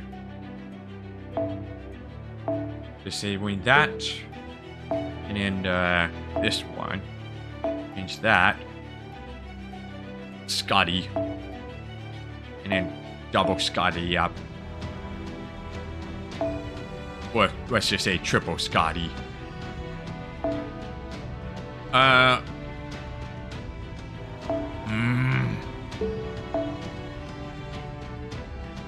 do. Should I bring Calamity Jane? Because it probably might be important to do so. Because of that buff success rate up. But the thing is, I'm trying to figure out. Yeah, I guess I'll bring her. And amount of crit stars, just in case. Well, I actually don't need amount of crit stars because it doesn't need a pure invincibility whatsoever. It just need to like buff success rate up.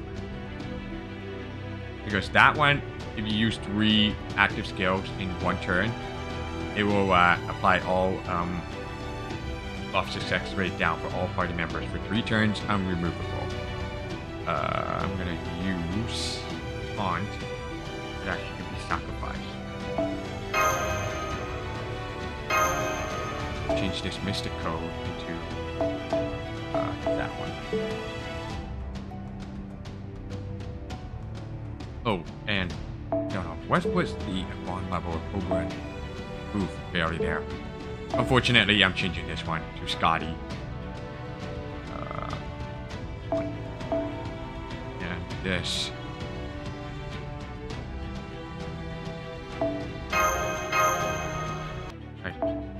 Bring it in here, and then double Scotty.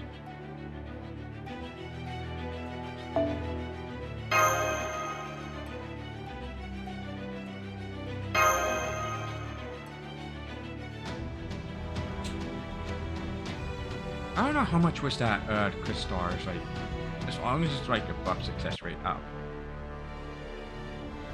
Oh god, I haven't checked it carefully.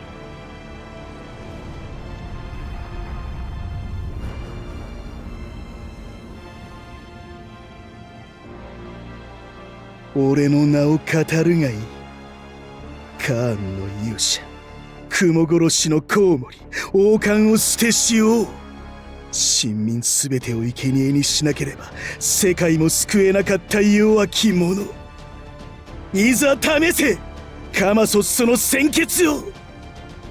カーンの民が身を投げた縛ればその恐怖の真髄よな。露骨、あまりにも露骨。 Let me see this. It strength up, and then gather rates up. Evade.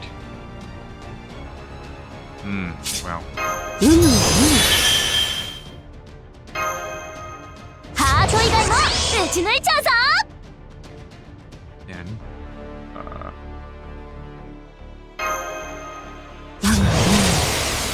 愚形、哀れなほど愚形。Oof, fuck me, dude.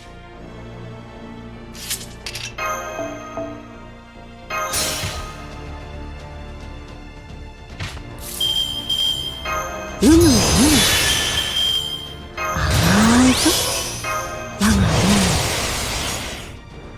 国の舞、とくとご覧あれ。さあさあ、覚悟はよろしいですか。かわいい。 What is this one again? I forgot. Okay.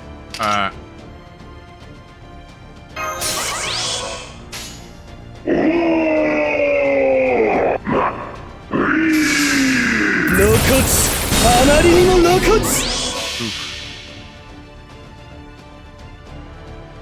ここが修羅場の正念場。目に物見せるは我が宝具。お国18万。いける。 Back out. I did not want this to be happen. Fucking evasion. That's so lame.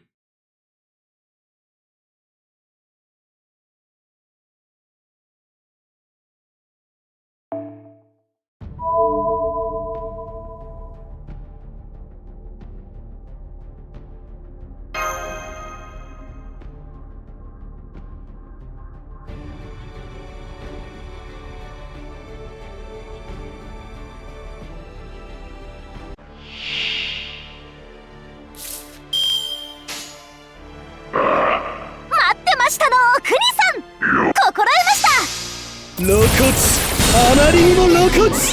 今よ。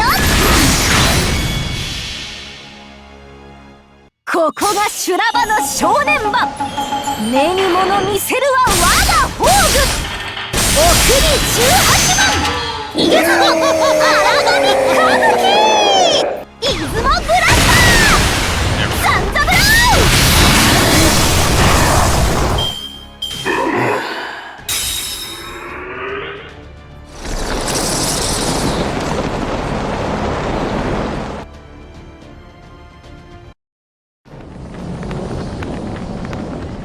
I'm detecting multiple unidentified heat sources all around us.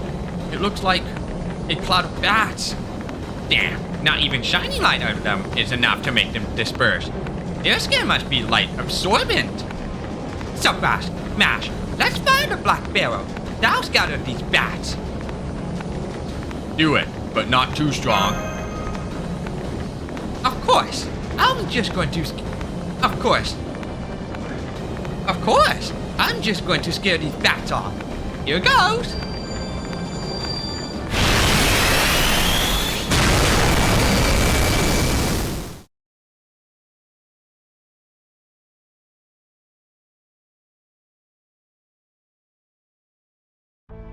You did it! The bats just got around the cave, and Kamazotz is gone too! I heard him flapping towards the sky. He must have flown off to the peak. I don't understand. Why would he retreat when he was so clearly winning? He didn't. He took Nitocris. You're right. I don't see her anywhere. He must have made off with her under the cover of darkness.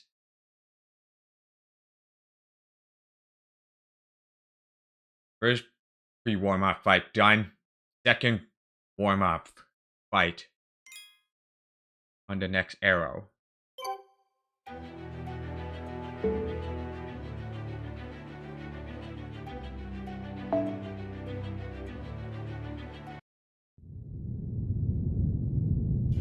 Be gone, foul demons! Scream! Cry! Plead for your lives all you like. No one shall ever hear you. If anything, you should rejoice. Once I had killed you, your bodies will rest forever in the Nile. As if making my brothers your puppet pharaohs wasn't enough, you had to have them all killed. How dare you? How dare you?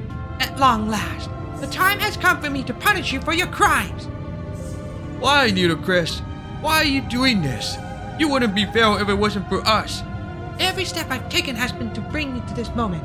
Everything I've done to give all of you what you deserve. It is the only thing that has given my life purpose, just as you chose me to be your next puppet. I let you think you could control my mind, my body, even my dignity, however you like. And now, you fall into my trap. Tell me exactly, what gift do you think I meant to offer you? A feast of pleasures for all your senses?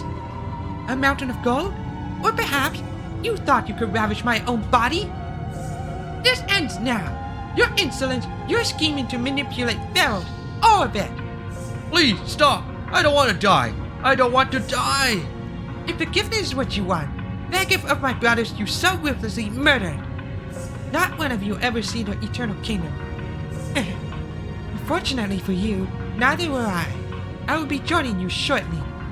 Once you are dead, I will capture yourselves and see that they are made to endure an ending torment for all eternity.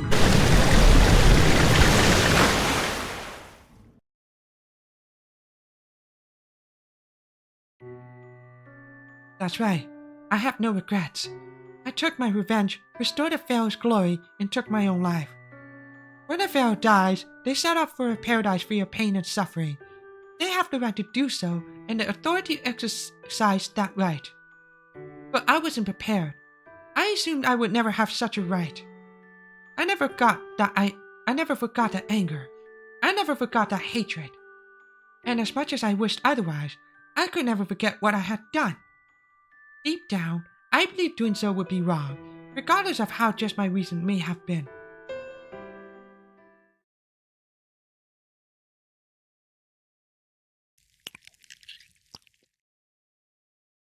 So, right. What happened to me? I was fighting that monster, that bat, and then... Wait, what's that sound?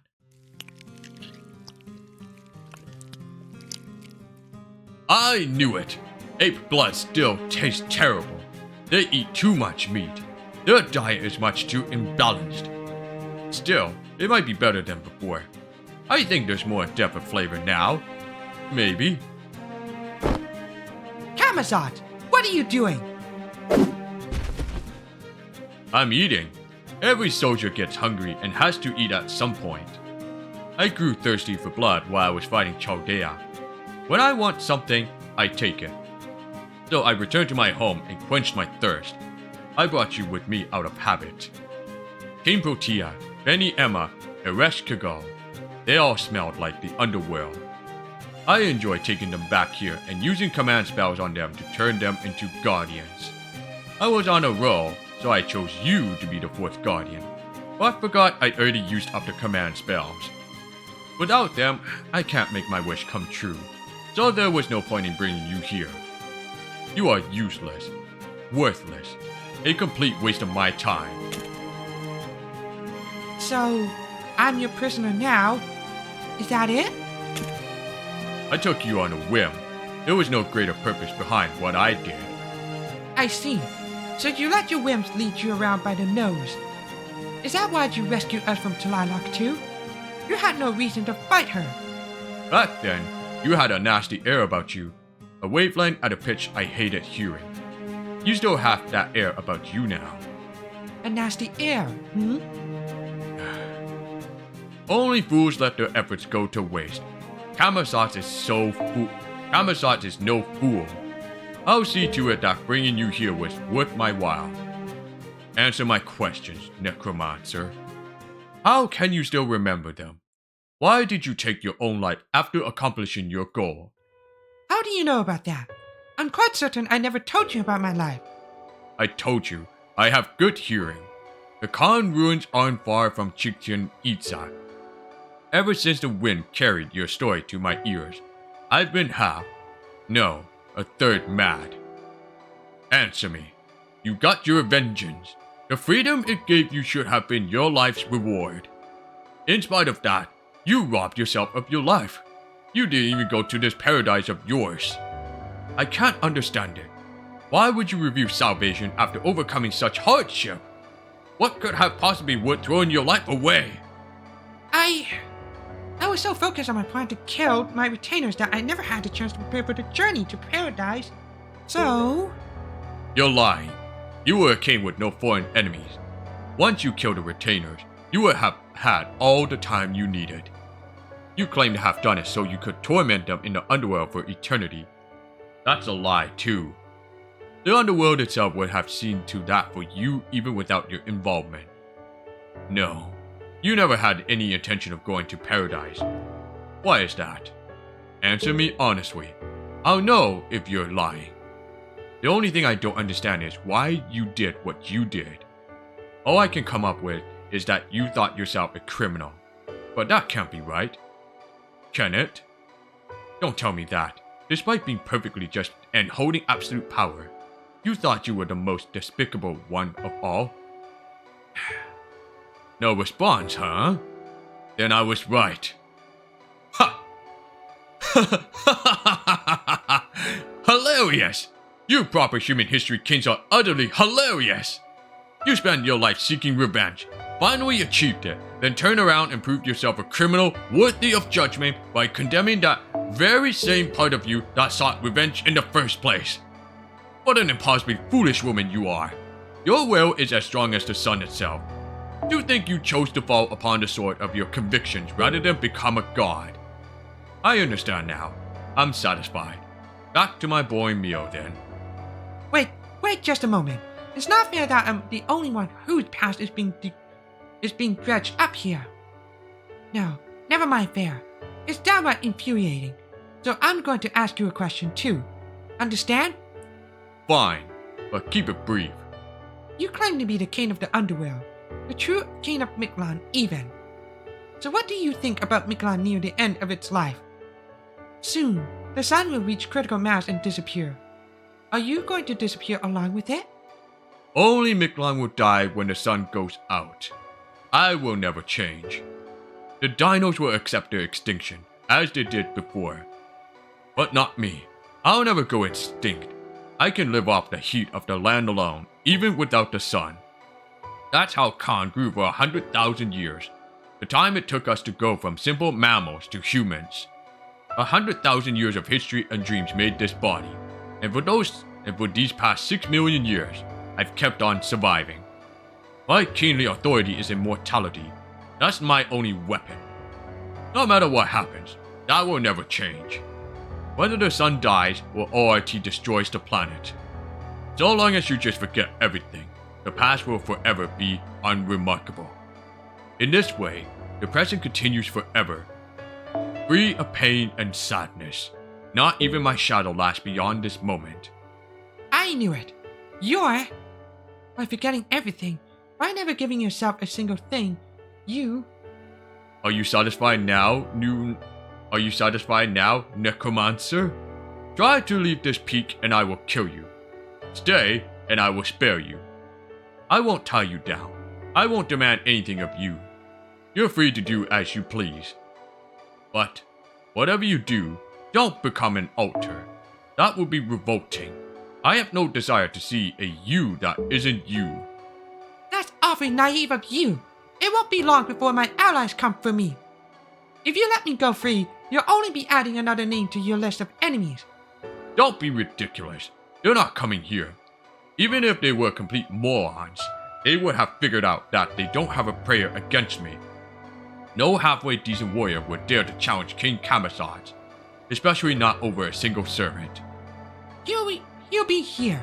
Even I have to question the wisdom of his actions, but I'm absolutely certain he will come. Care to wager on it? It can't be said to be a wager when the outcome is not in question. But okay, what the hell? Chances like this don't come every day. Once your companions have fled Mictlan, you're going to tell me your name. you're going to offer yourself to your king. But if they should happen to come here and challenge me, I'll give you this whole underworld, and you'll have a second chance to be a queen. We have a deal. Get ready to hand it over. So, he was a moron after all. I swear. Humanoids never know when to give up.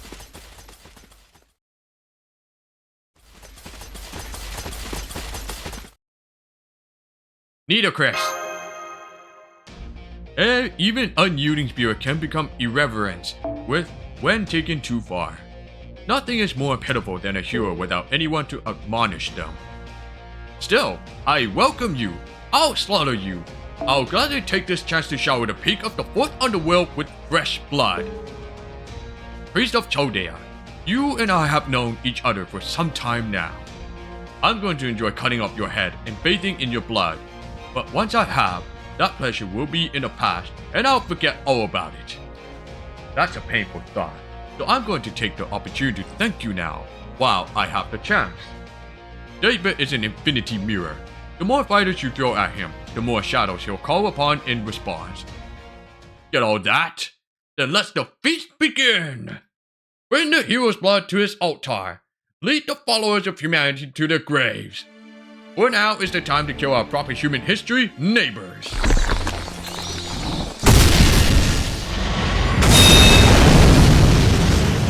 Round 2.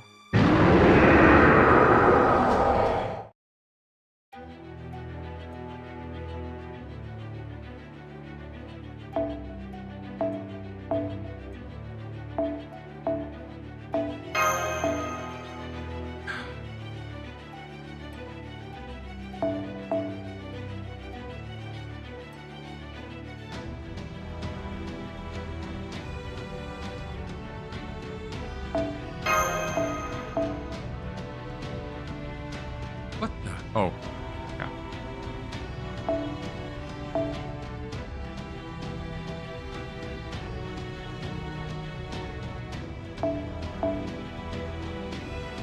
Where are you? This. Another one here.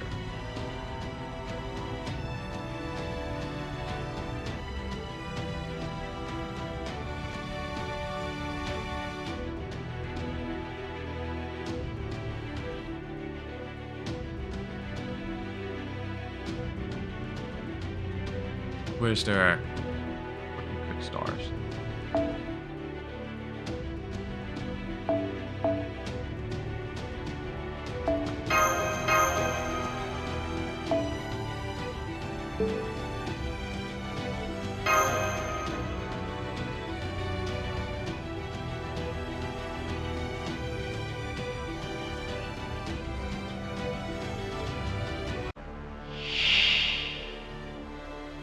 Wake up! Thunder Brown! 露骨あまりにも露骨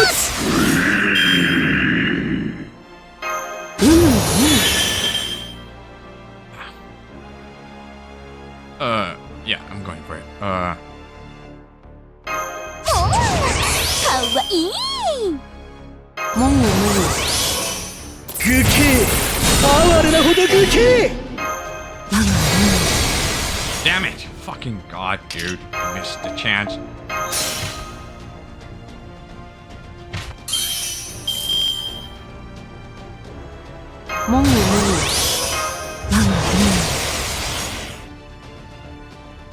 やった絶景かな絶景かなですねオスターおうガレシャス Here we go. Let me see this again. Oh, no, I'm good.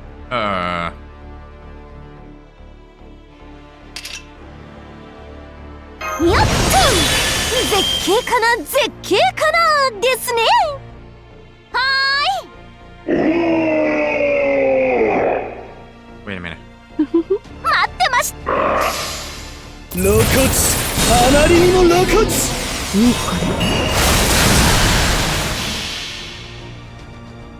ここが修羅場の正念場目に物見せるは我が宝具。送り Stop for a minute. Rewind. Those BAQ does not work out. So, fuck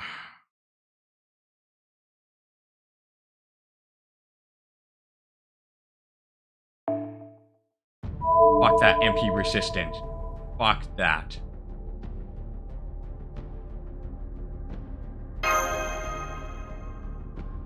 Don't ever use BAQ for that. Probably go for like wherever that random card deck.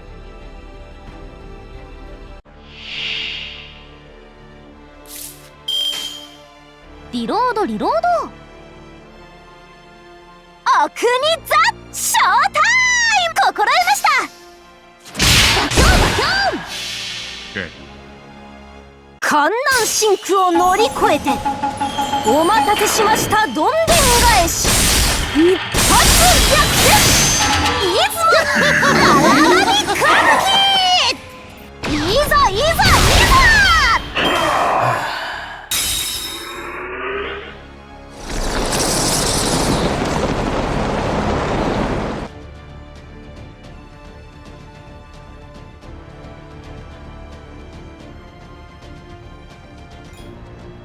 Alright, now this is the actual fight right there.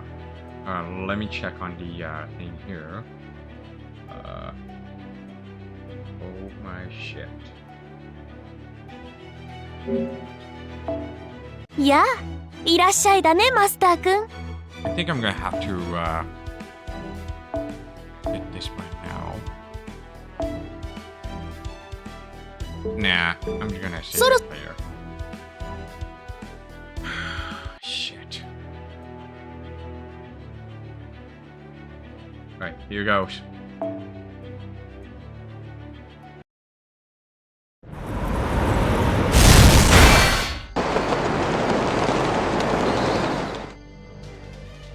I knew it. They can't possibly defeat him. Kamazad represents all of Mictlan's human history. As long as he bears that duty, that curse, he can never be fouled. His immortality is all he has. Is the only thing that let him keep fighting a planet-eating monster when he was the last warrior of his kind. No, you never had any intention of going to paradise. Why is that? Answer me honestly. I'll know if you're lying. That's right, Kamazads. Even if those retainers were evil men led solely by their own greed, it was still wrong of me to kill them in such an underhanded way rather than holding them accountable to the law. I have no right to enter paradise, neither have I ever considered my revenge to have been justified. Crimes must be punished, mistakes must be atoned for. I committed a crime by failing to save my brothers. I committed another when I killed retainers in my position as pharaoh. In punishment for my own crimes, I took my life. I chose to protect my heart rather than my nation's future. Very well then. I'll tell you everything I saw exactly as I saw it. An altar is a servant who has denied the core of their spirit urgent. One who lived as a saint would have to deny their sainthood. A warrior who refused to become a king would have to become the very sort of king they despised. To become an altar means to betray your life, your principles, everything that makes you a heroic spirit, and to do so knowingly, willingly, by your own hand. King Protea abandoned her admiration and yearning for humans. In doing so, she became a cold, merciless goddess. Fanny Emma gave up her wish to forever remain a child in a children's story and became an adult. Ereshkigal gave up on her dream of turning the underworld into a land of beauty, and so she became a cruel, ruthless goddess. I see. So that's why Ereshkigal asked me what I was fighting to protect. Then what about me? What do I need to betray to become an altar? Only you can answer that, Nidocris. That being said, your mythological background is a poor fit for Mictlan. Because of that, you will need to make an even greater sacrifice than the other servants. So, no matter the difficulties you encounter on the road ahead, think hard before you make that choice. Once you become an altar, I suspect there can be no going back. Of course I've thought hard about this. I know what I must betray, and I know what I must offer this world. In our underworld, it was used to weigh one's sins after death. In the Aztec world, it's offered to the gods. As they say, when in Rome, do as the Romans do. I can think of no betrayal greater than this. So great is the betrayal that I don't think I'll be able to show my face around the other pharaohs for quite some time.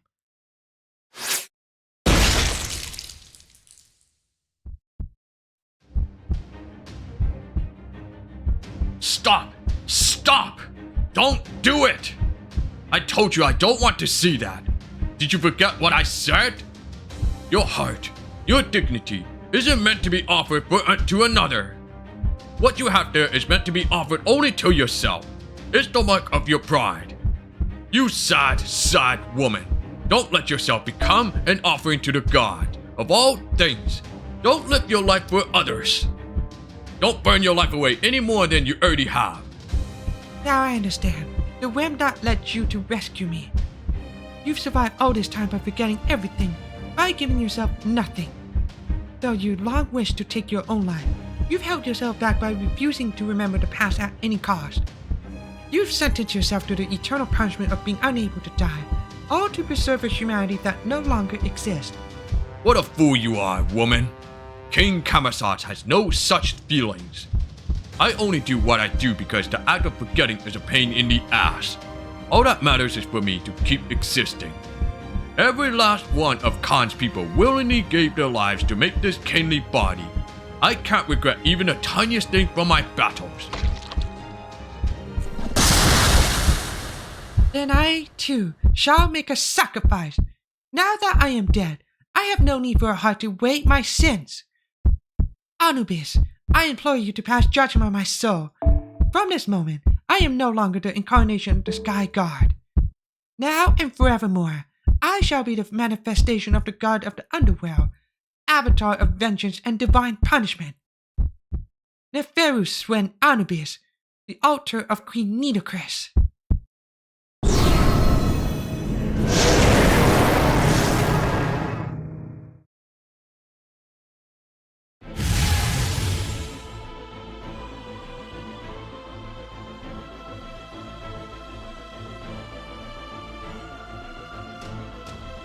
Needless to say, I will be claiming what you promised in our wager.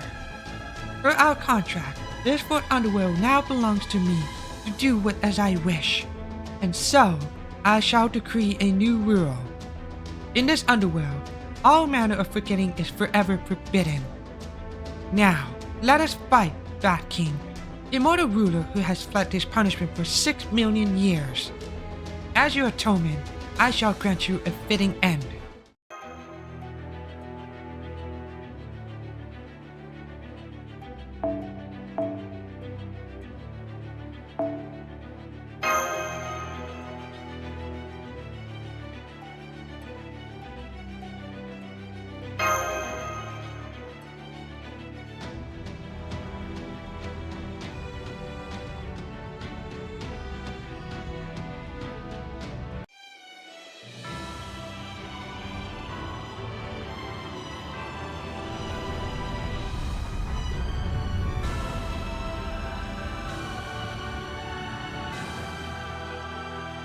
忘却を禁じる。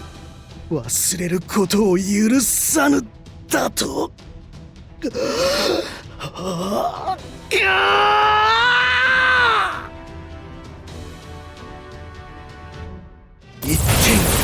ただ一点。守るべき者のために。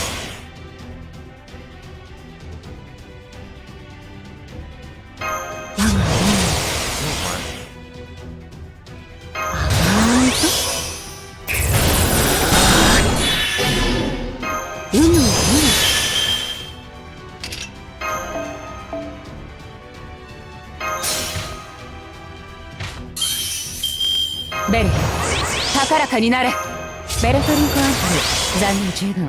治療を再開しましょう。お国の舞とくとご覧あれ。よっと絶景かな絶景かなですね。守るべき者のために。待ってましたの国さん。死冥府ここが修羅場の正念場目に物見せるは我が宝具送り18番出雲荒野歌舞伎出雲ブラスター今よサンザブラウ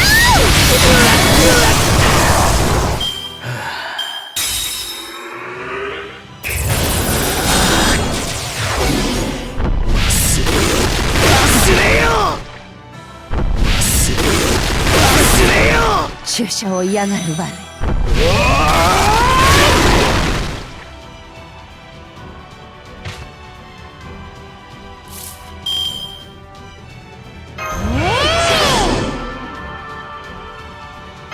さあ覚悟はよろしいですか待ってましたのお国さんエクセレントここが修羅場の正念場目に物見せるは我が宝具送り18番出雲荒野歌舞伎出雲ブラスターよっサンザブラウ Oh man. Hold on a second. I think the second skill was able to remove the attack debuff. I fucking might have figured this out, like the master skill second one that can remove it. That gives me a clue. I should have known that in the first place. If that Nightingale doesn't, whatever that thing, she dies, then that doesn't debuff Quincy, then use this one instead.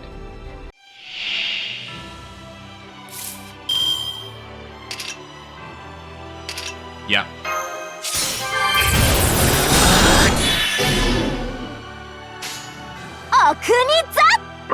Excellent! 私のお箱でグランドフィナーレド派手に決めます出雲荒神歌舞伎それが切り札か出雲ブラスターやっほっはっ怪盗ラスターこれにておさらば戦士たちよ市民たちよ命を捧げるほどの王だったのか家族を捧げるほどの国だったのかであればであるのならば一点ただ一点シバルバーの大釜よトロイアの皆さん共に戦おう Ah, fucking close. Damn it.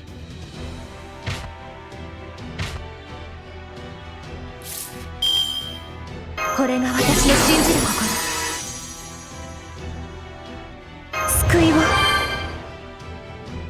Just barely. Ah, fuck it, I'll just fucking go all out.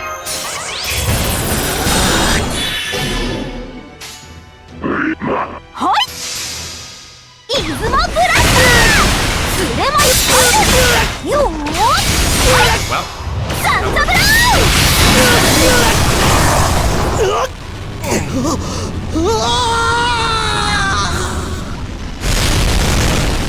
立ち上がれ。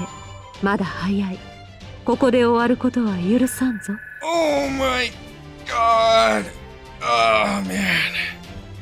3 turns clear. That last part right there, just so lucky enough. Oh, fuck, man. Yes. I did it. That took me like, I think around 10 to 15 times for like retrying stuff. And all those like buff success rate didn't work out. Oh man. I fucking did it. Anyway, let's finish this act 17 and I'm gonna call off for that next time and finish the rest of the act 18 to 20 before the ORT raid begins. Oh my god.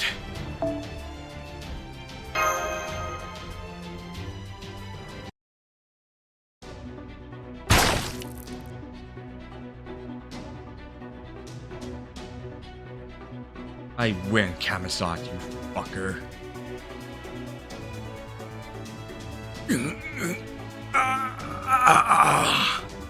The beast is still alive. We haven't finished him off yet.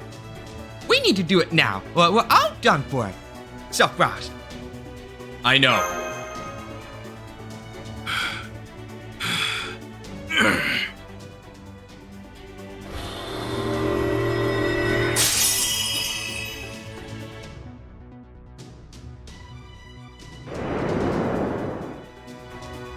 Need a Chris? Did she pass out? Crap, crap, crap. She's going to tumble right into the canyon. Watch out! Hurry! Yeah! I'll get her, even if it kills me.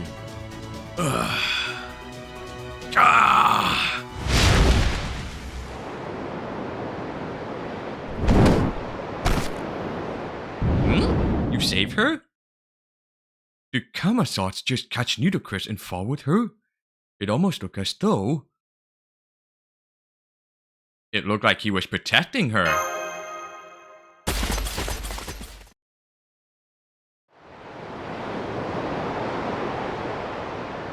It seems I was hasty when I said you were beyond foolish.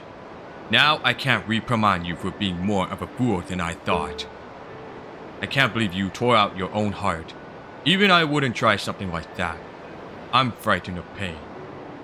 You were wrong about one thing, Queen. I never grieved anyone's death.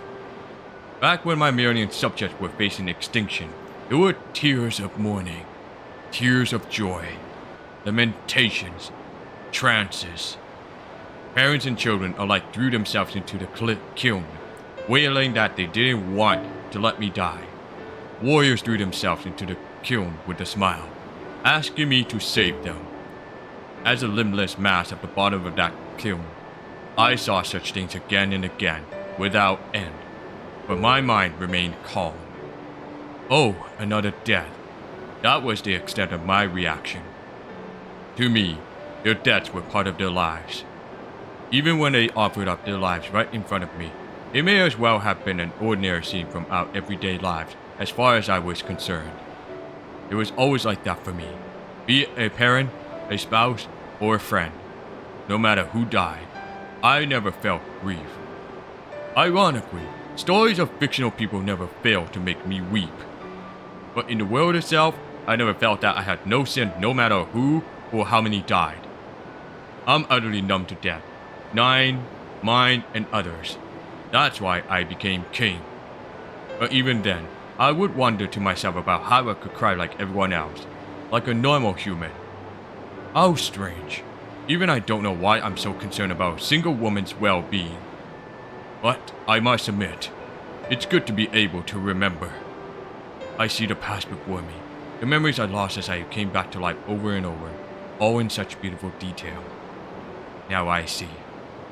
It may not be for eternity, but I see now that this is what they mean when they talk about living past your time.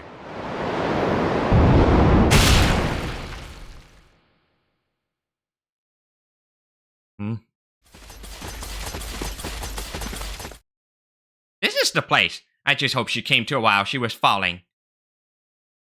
I found her. Nidogris seemed to be alright. I'm not seeing any injuries anywhere on her. Thank goodness you're okay. I'm sorry I worried you.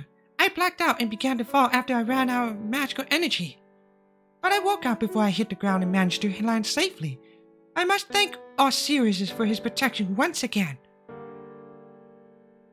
That's great to hear, but where's Kamazats? Kamazats? What about him? When I woke up, he was nowhere to be seen. Besides, didn't you defeat him up on the peak? That's all that matters. You will never again roam the darkness. It's true. I can't hear his wings flapping anymore. And all the bats that used to fill his cave are gone. Kamazat was the most dangerous being in all of Mictlan, and you just defeated him. mind that. Congratulations on your brilliant victory, Mash and Self-Blast. I couldn't be more proud to have you as my allies. Yeah, even if it was just for the domain of humanity that developed in Mictlan, Kamazotz was still a beast. That we managed to beat him by ourselves is a miracle. We couldn't have done it without you, neither, Chris. You may have become an alter like King Protea and the other Guardians, but I guess your alterization was temporary. Of course, I could never endure inviting Anubis into my body unless I was in the underworld. Is something wrong, my ally?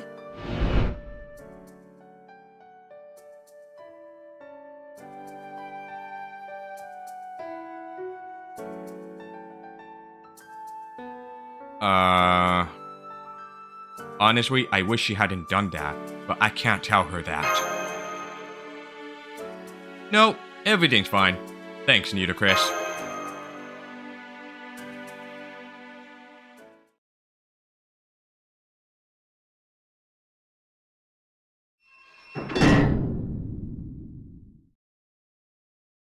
Even the dinos who were standing guard are gone.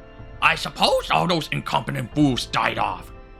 Now the king of dinosaurs is dead and the soldiers are all gone. Chichen Itza is finished. No, it's not just this city that's finished. We should never have let Chaldea or the Crypto do as they pleased. Now that we have, our extinction is imminent. The dinos don't understand that.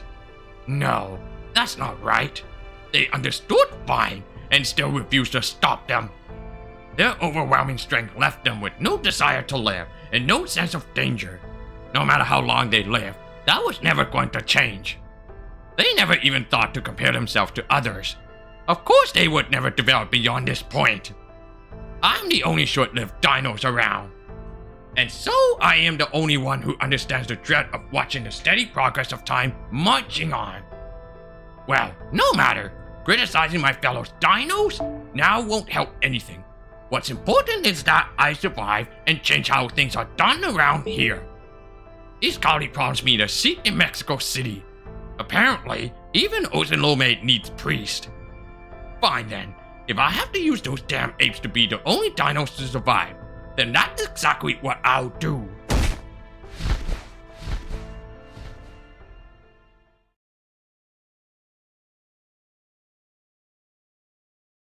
I think Kamasa actually views Nitocris to be restored her being authorization. I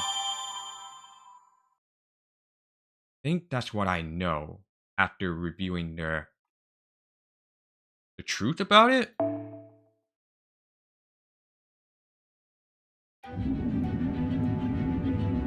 I think I have time, like just finish the Act 18 because it's pretty short, just about 3 arrows. 1 second.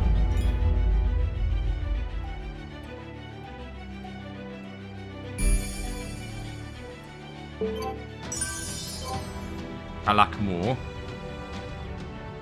Okay, so first and third arrow have fight, second one does not.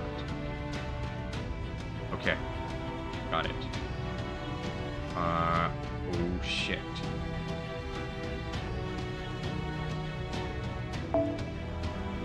Act 18 or Section 18, City of Water, Aztlan, Kamakmu.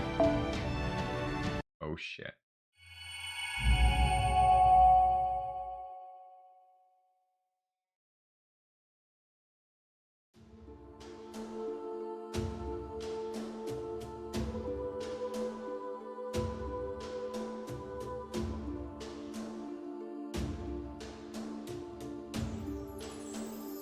So, this is the end of Mictlan.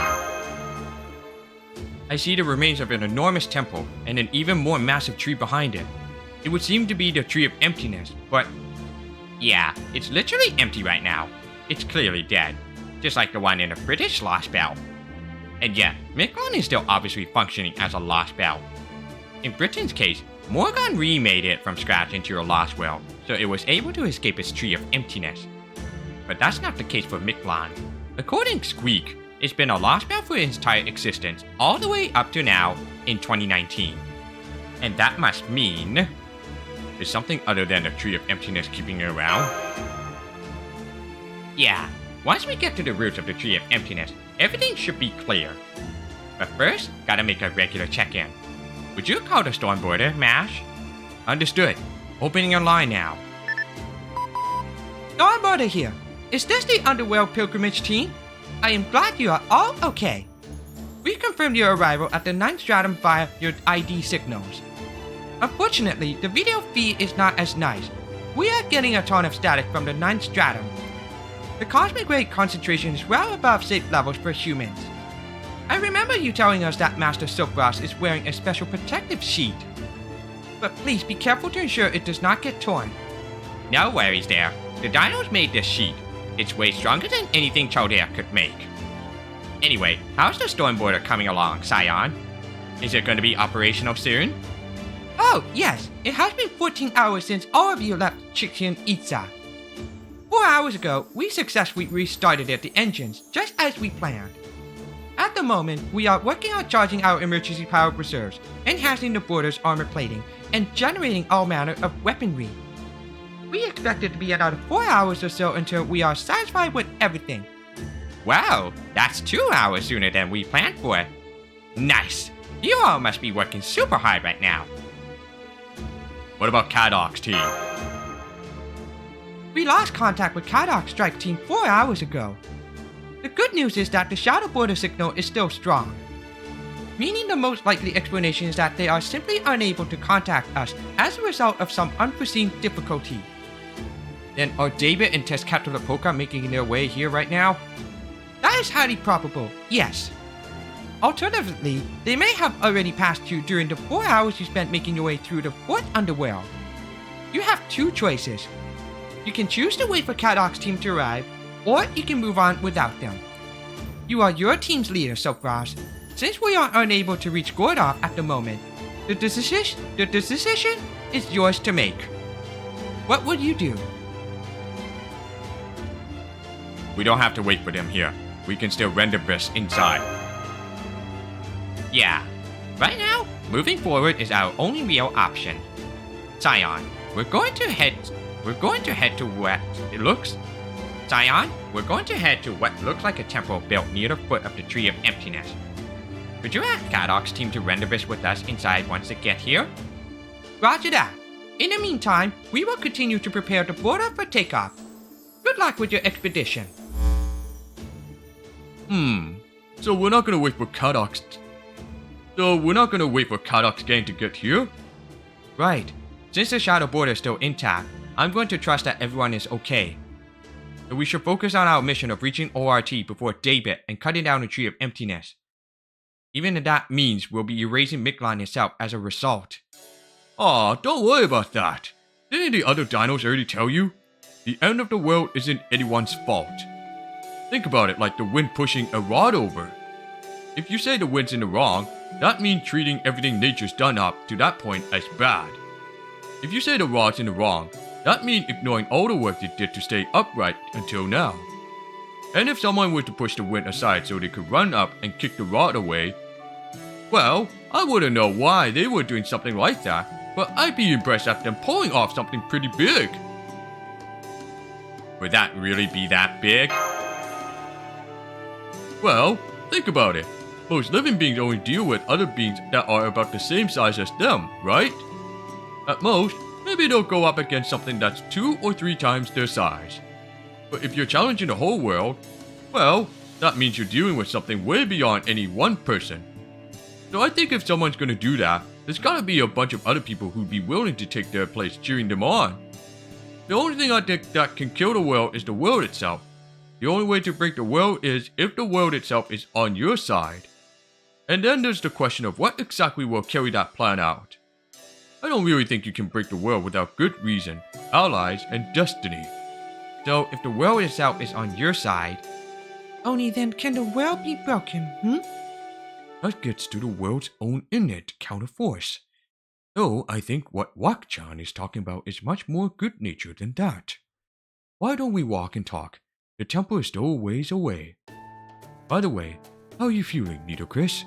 You haven't become a zombie like the ones in the story you told us earlier, have you? If you feel like sucking anyone's blood, please start with Wakchan. That way, the rest of us will be safe for a while. I'm not going to suck anyone's blood. Where is this even coming from? That's what happened every time Kamazot sucked a dino's blood. Did he not drink any of yours? No, he didn't. I'm the very picture of hell. I see. And my next question is for you, Silkfrost. How are your command spells doing now that Kamazot has been defeated and can no longer misuse them?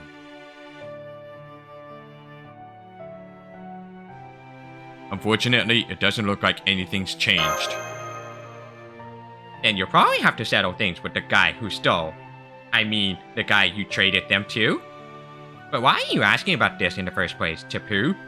I don't get it. So that we all have an accurate picture of our combat capabilities. You see, I'm not sure how to say this, but I've been hearing noises from the nearby trees for some time now. It seems we're surrounded by hostile creatures. Isn't Osoleto ambush? No way. This place was filled with toxic gas just 4 hours ago. Nothing could be living down here with all those toxin in the air. It must just be the wind or an ice cream cone. See? Crap. Sorry guys, but we gotta make a break for the temple. Those are a tree of emptiness seeds.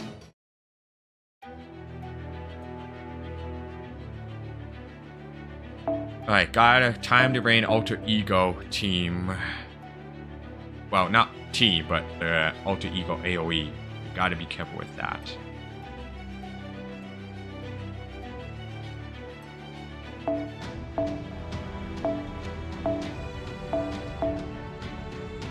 Oops.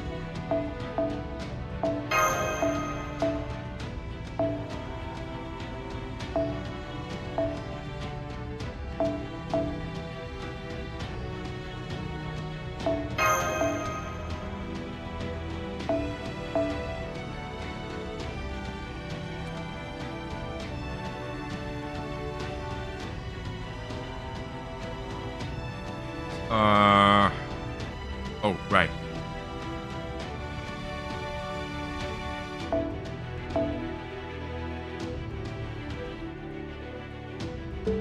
This one here. Be equipped with some of the wand up.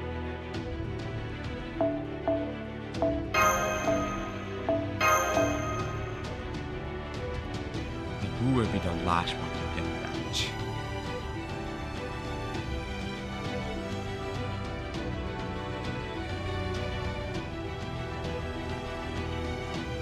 Come on. Fuck, too much.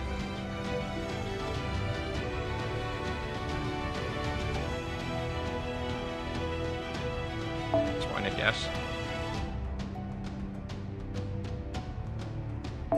Boy, I'll probably just stick to the way it was, right? Just build up the bond what I could.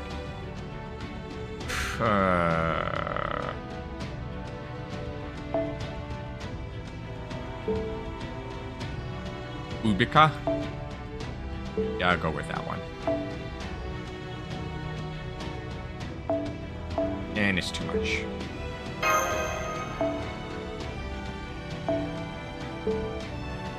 Bond on.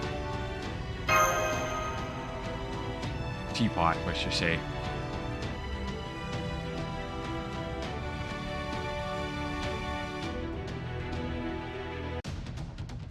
Daijoubu. 落ち着いて普段通りに戦いですか。白兵戦行きます。戦いですか。白兵戦今のうちに準備を。戦いですか。おやすみおやすみ。 No, not yet.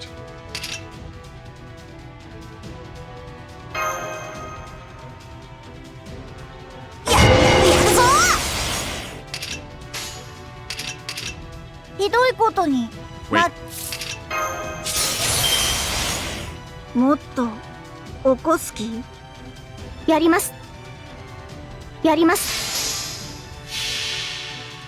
ああ、起きちゃうぞ。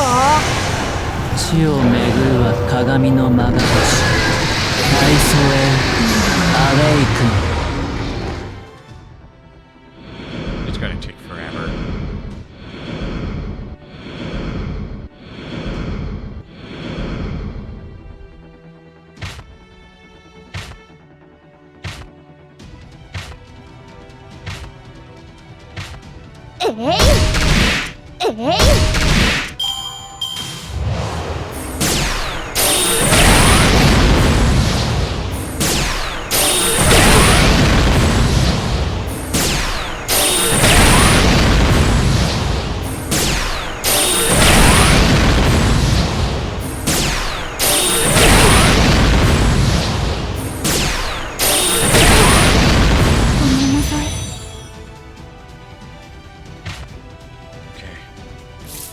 知らせ、剣断の呪詛。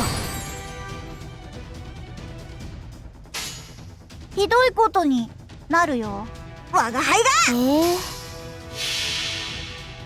ああ、起きちゃうぞ。地を巡るは鏡のまが星。大祖へアウェイクン。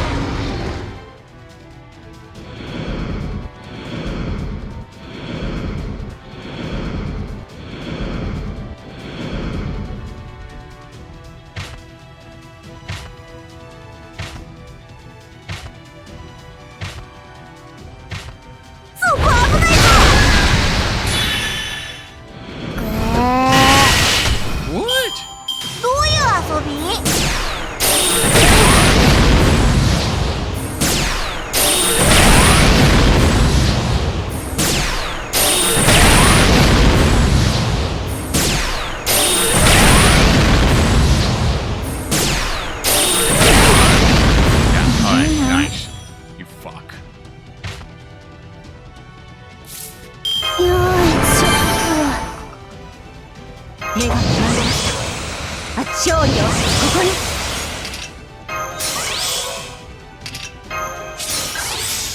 遊ぼう。ゆっくり落ち着いて。コツコツコツ。もっと起こす気？りょっか、我が輩が。ああ、起きちゃうぞ。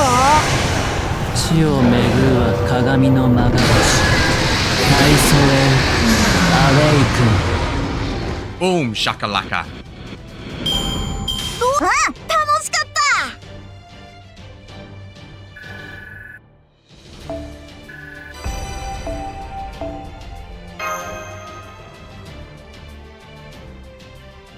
Alright, Arrow 2, no fight, but story, and then Arrow 3 is a boss fight. Or let's just say it's a mini boss fight. It's simple, it's easy to get out. Yeah, okay.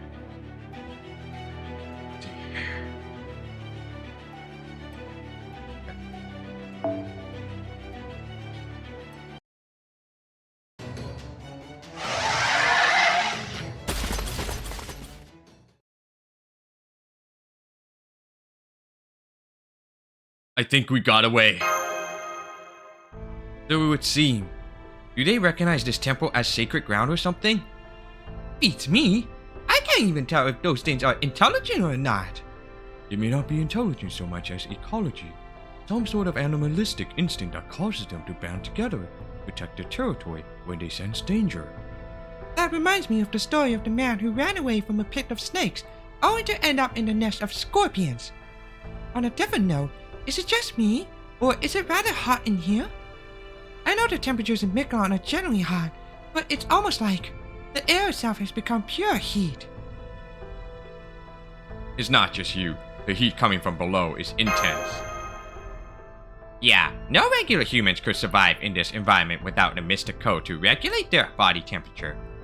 Although, I also noticed this temple is similar to other buildings in Chichen Itza, which means it's originally from the Khan kingdom.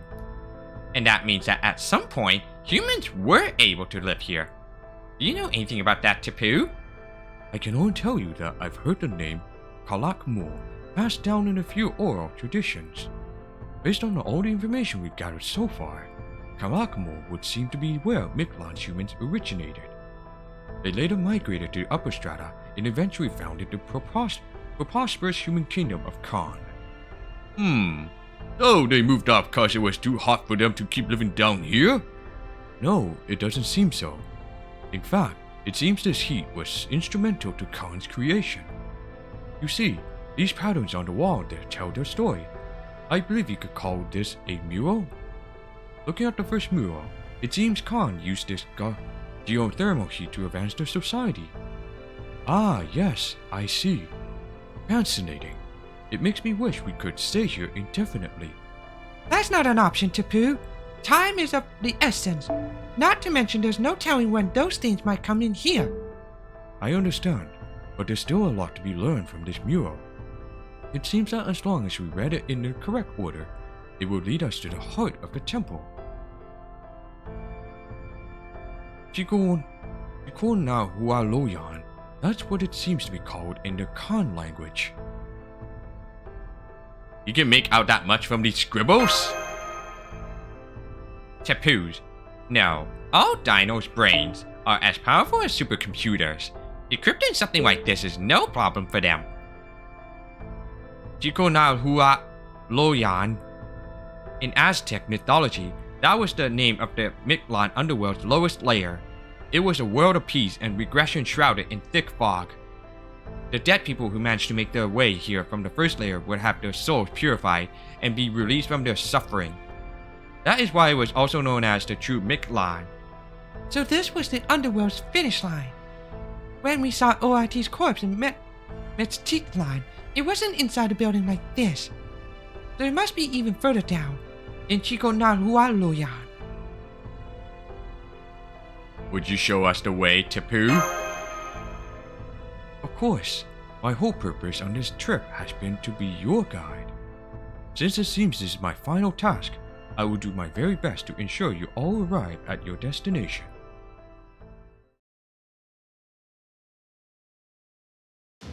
In the beginning, the world contained a tree. The tree connected the land to the sky and beyond to outer space. Once connected, outer space summoned a star.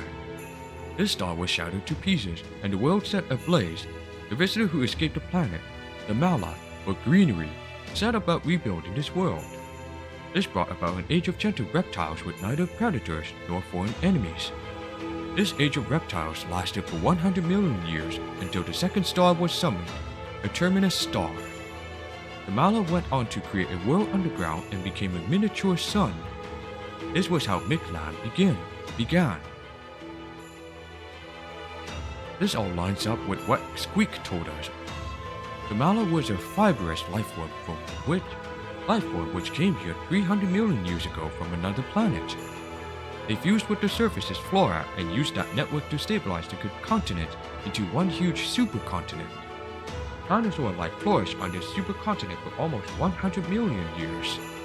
But then, 66 million years ago, around the same time as probably human history's fifth mass extinction event, another meteorite collided with the planet. This was the terminus star, ORT. Yeah, ORT's coalition with Earth should have wiped out the dinosaurs. But the Mala protected them by creating Mictlan and becoming the sun they needed to survive. They then started modifying the dinosaurs' DNA and eventually evolved them into a new form of humanity, the dinos. Then, after another 60 million years had passed, the fourth mass extinction event occurred, about 6 million years ago. That was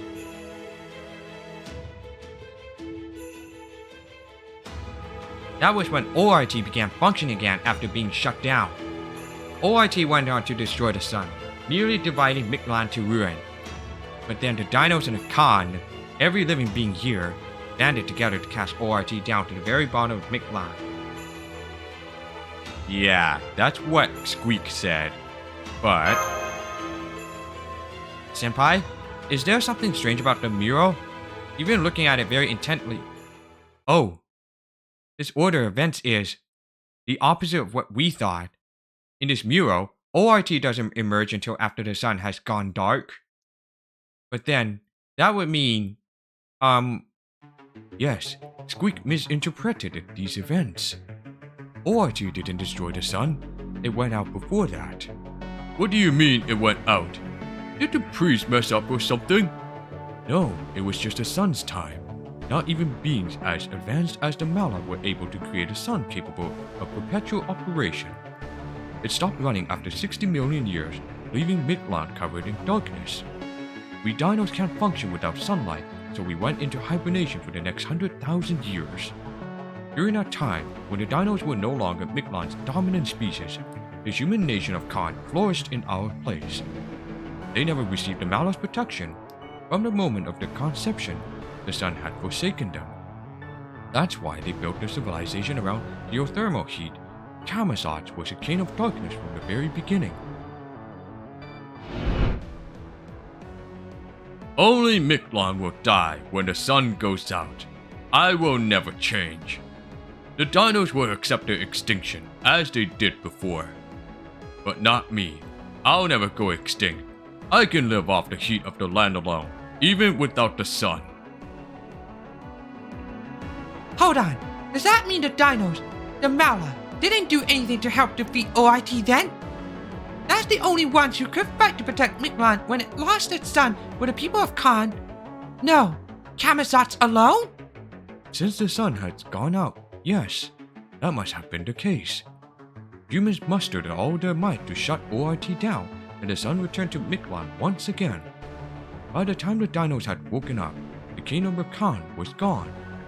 We never saw Khan. Theirs was a civilization that developed during 100,000 years the sun was absent, and we used what remained of their civilization without a second thought. I see. So that's why the dinos were always so afraid of Kamazotz. We had no excuse for what we did to his people's legacy. The kingdom of Khan is arguably Mictlan's only mythology. Now we know that Kamazotz was very much a resident of that mythological world. The mural ends here. Chikona Hua Loyan must be deeper inside. The last part of the mural says, when the king toy opens a terminus star, it became the space tree seedling. Do not touch the star's body, for it has become the foundation of Mictlan itself. The terminus star is now nothing less than a seedling of emptiness. Then, does that mean... If the terminus star became the space tree, does that mean ORT fused with the Tree of Emptiness? Yeah, looks like that's what happened. Maybe ORT absorbed the Tree of Emptiness as an energy source after the people of Khan wounded it? Or maybe the people themselves used the tree to finish ORT off? Either way, now we know that ORT and the Tree of Emptiness are fused together. That explains what happened to the Tree of Emptiness outside. The tree itself may be dead, but it lives on in a different form. It looks like we have a new ultimate objective. Or rather, we've gone back to the one we started it with. Our job in the 7 Lostbelt is to destroy ORT.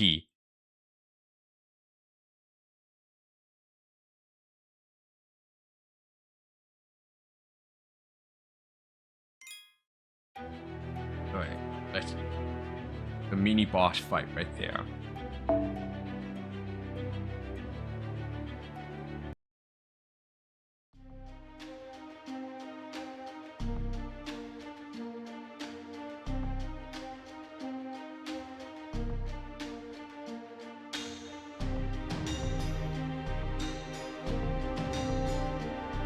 I see a temple in the lava, but how do we get there? Yikes, is that a sea of actual fire? No wonder it's so hot in here. Wait, if it's fire, where's the smoke? So this is where the temple's hidden staircase lay, the ceiling of yet another underground cavern. Now I see. Ordov did say it was every gentleman's dream to own a house with a yard, a pool, and a picket fence.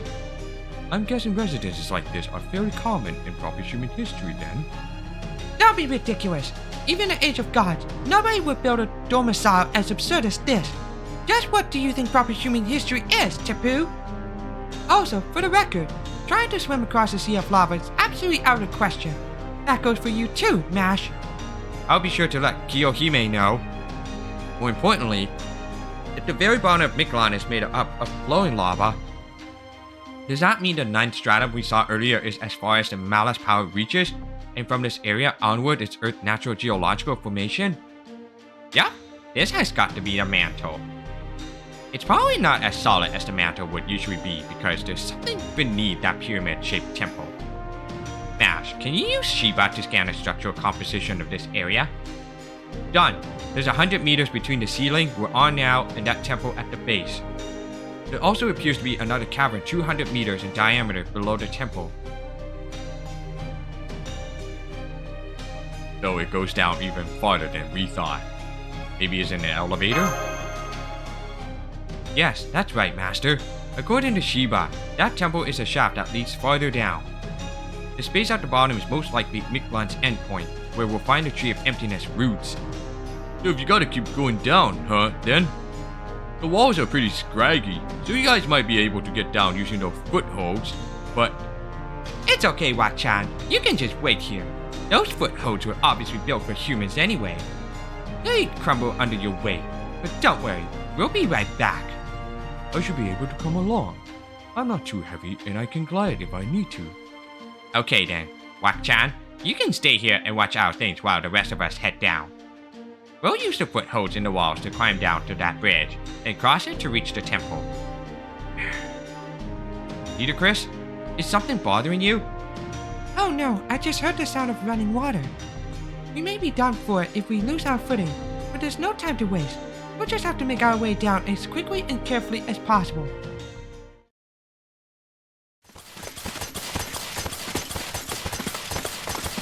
Phew, we made it to the bottom. Whoa, I'm detecting 2 life forms up ahead. That's Captain Polka. Damn, seriously? Guess David was right. I can't believe you people got here at the same time I did without even knowing the way. And it looks like none of you bowed out in the 4th underworld either. Pretty poor showing on Kamisat's part. I figured he'd at least tear that master's head off and drink his blood, since they're both representatives of humankind and all that shit. Oh, I see. It must have been the command spells. Those things use a ton of magical energy, right? I bet he was pretty weak and hungry after putting 3 servants through authorization. Yeah, that explained it. You are astonishingly magnanimous for your willingness to speak to even the lowliest vermin, Great Test Captain Polka. Nonetheless, taking care of vermin is my job. May I exterminate them? Oh yeah, it is your job, isn't it? Sure, go ahead. I'm not gonna stop you. If you hate proper human history that much, you should get it out of your system while you can. Leaving business unfinished can really eat away at you. Of course, dying with unfinished business happens to every human, but... Wait, hold on. So she got knocked all the way down here, huh? Looks like fate smiles on you today, Iskali. This god just so happened to make it in time. Seems your battle's gonna keep going for a while. Huh?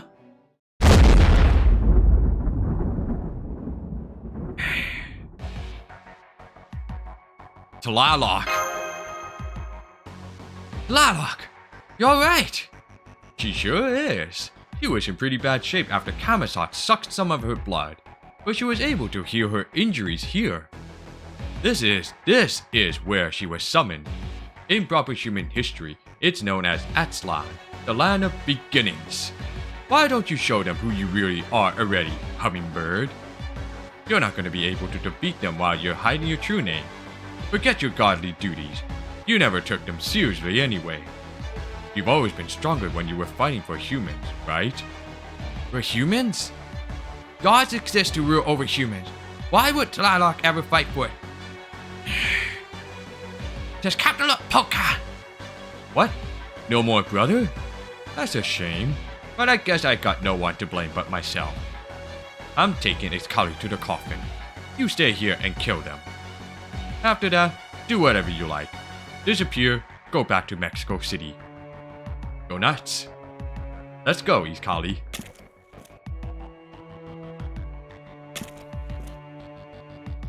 So you made it all the way here. You faced me in a jungle, Mexico City, and Chichen Itza. Not one of those times were you any match for me. Every time, something had to intervene to save you. But nothing's coming to save you this time. Lostbelt, proper human history, it makes no difference to me. My only concern is passing divine judgment on invaders bent on destroying our land.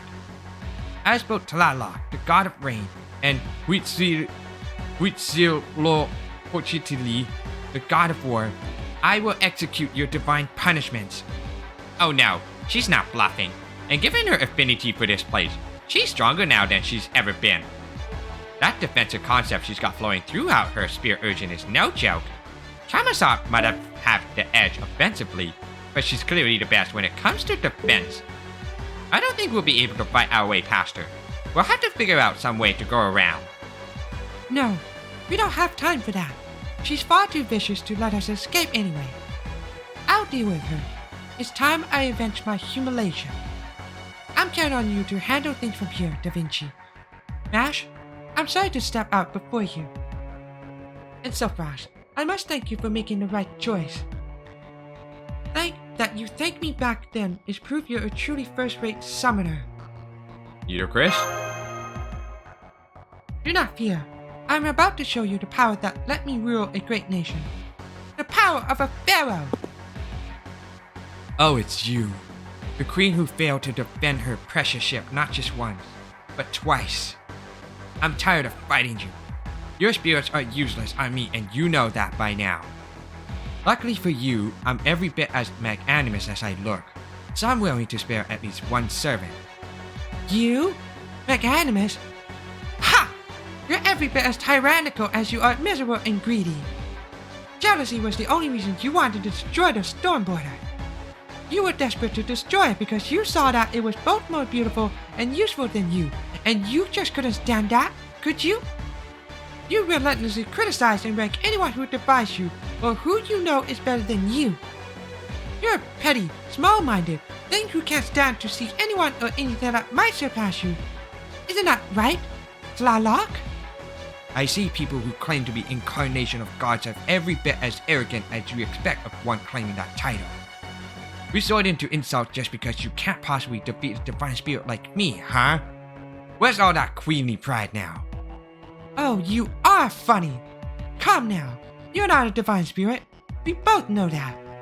Why don't you tell us your true name? This Captain Polka has given you permission now, hasn't he? Or would you rather I did it for you? I suppose so. You never revealed yourself. You're far too stubborn. Please, what a fool you are to think you could ever figure out my true name. It's not as if you have the power to pass judgment on a god in any case. If you're so desperate to disappear, I'll just kill you now before you can call me by some other god's name. Only a god may pass judgment on another god. This is all the more true in the case of someone only claiming the title. If I can't defeat you as simply an incarnation, then I'll simply have to sacrifice my heart. You have another form too? No, it's not that. You're becoming an altar.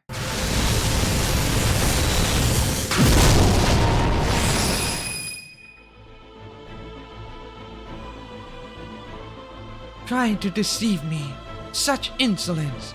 No matter of falsehood, fabrication, or forgery can stand before my scales. You are no god. You are certainly not several gods.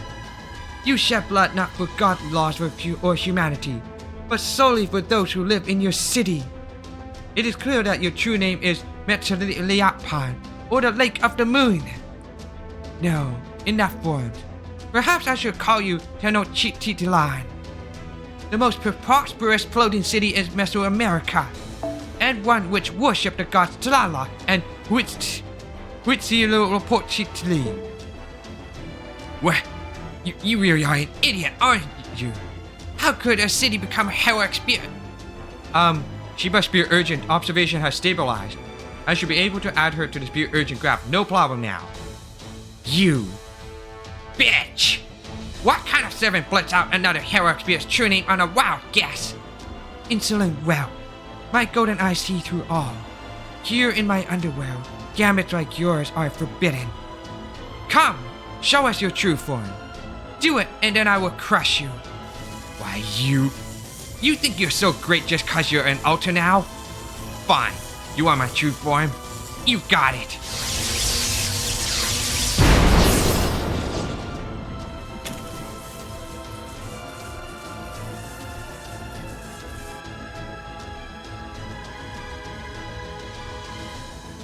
Aztec myth has no place for a desert god. I I'll render you back into the dust you came from. True name construction revealed. Tenochtitlan.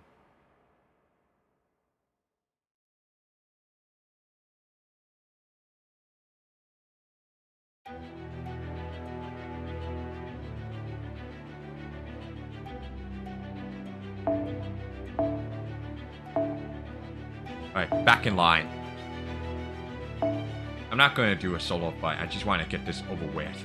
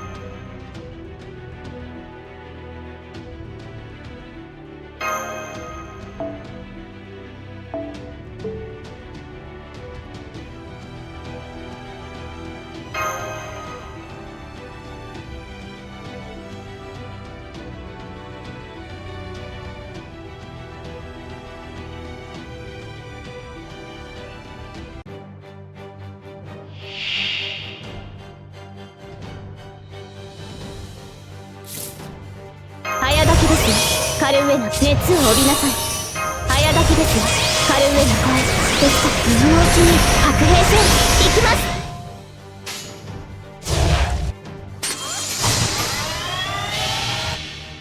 早期人すなわちコスモスエーテル宇宙しかるの秩序行くぞツインヤド私は守らなければ。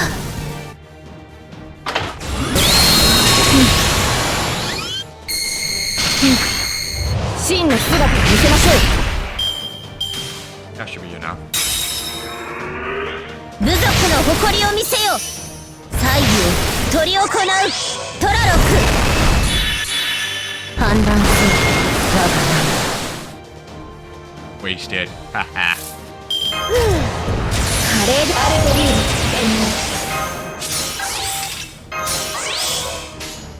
ツインミニアドセーフモード解除。誇りにかけて。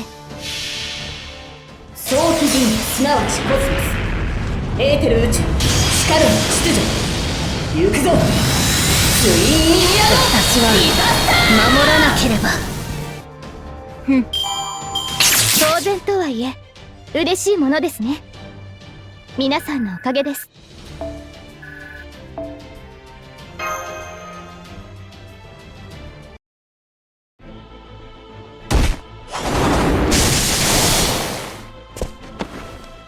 Your walls are shattered. It's over, Tenochtitlan. Crap, she's gonna kill me. Huh? No noble phantasm? She's not finished me off? How long are you going to just lie there? That you are incapacitated doesn't mean you have suffered a fatal wound.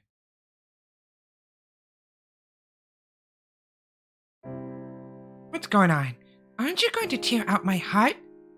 I could, but now is not the time. I only require the hearts of the dead. I have no use for hearts of living beings with unfinished business. They're revoltingly warm. Make no mistake, this is not me repaying you for letting me live earlier. I must still give you 100 lashes, then destroy you utterly to make up for the humiliation you caused me. This has not been nearly enough. So I spared your life, and you kill me in return? Do you always try to cover up your mistakes like that? Some god you are! So you still have the strength to trade insults. Good. My only fear was that I might have taken it too far.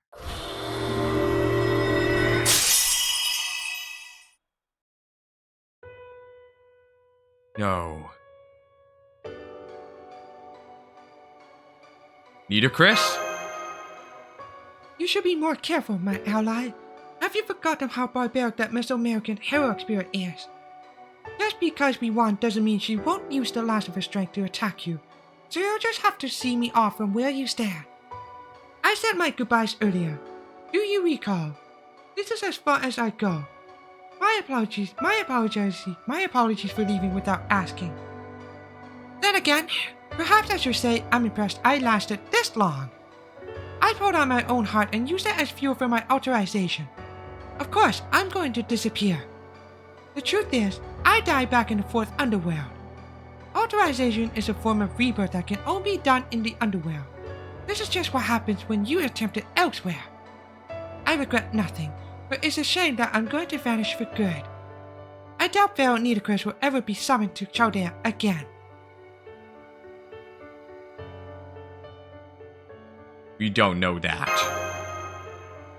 I suppose a very, very slim chance remains. But if you say so. Still, I suspect even version of me who doesn't know Chaldea will be able to forge a fine alliance with you. I don't understand.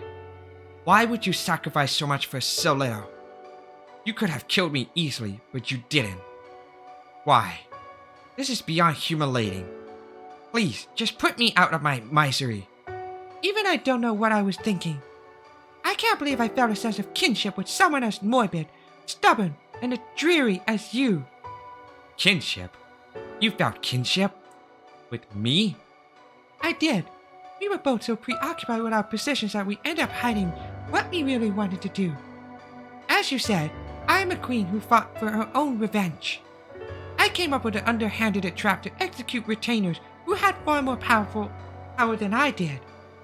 Some people said what I did was brave, or even wise. But it proved nothing besides my own foolishness. It was far too little late. Far too late. By that point, I had already lost everything I really wanted to protect. I didn't realize then that my chance to demonstrate my bravery or wisdom had long since passed. Instead of fighting to kill the ones who've killed my brothers, I should have fought to protect my brothers, even if I was too weak to do so effectively. No amount of self-punishment after the fact can make up for the regrets I carry in my soul. Seeing you fight so reluctantly reminded me of myself, back before I lost my brothers. So, while I know this is very self-serving, I want to make you a request I wish someone had made of me back then. Once you know who your true enemy is, and when you should fight them, don't lie to yourself. You're the incarnation of a beautiful city, and you said you would gladly spill blood for your people's sake. Are you certain you don't still have regrets in your heart?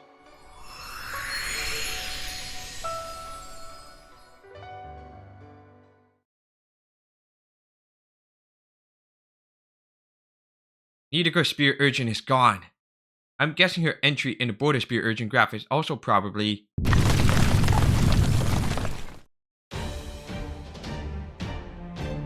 Everyone, run for it! The bridge is coming down! Damn it, it's all lava down there. There's no way we can survive that. We gotta hurry to the temple before...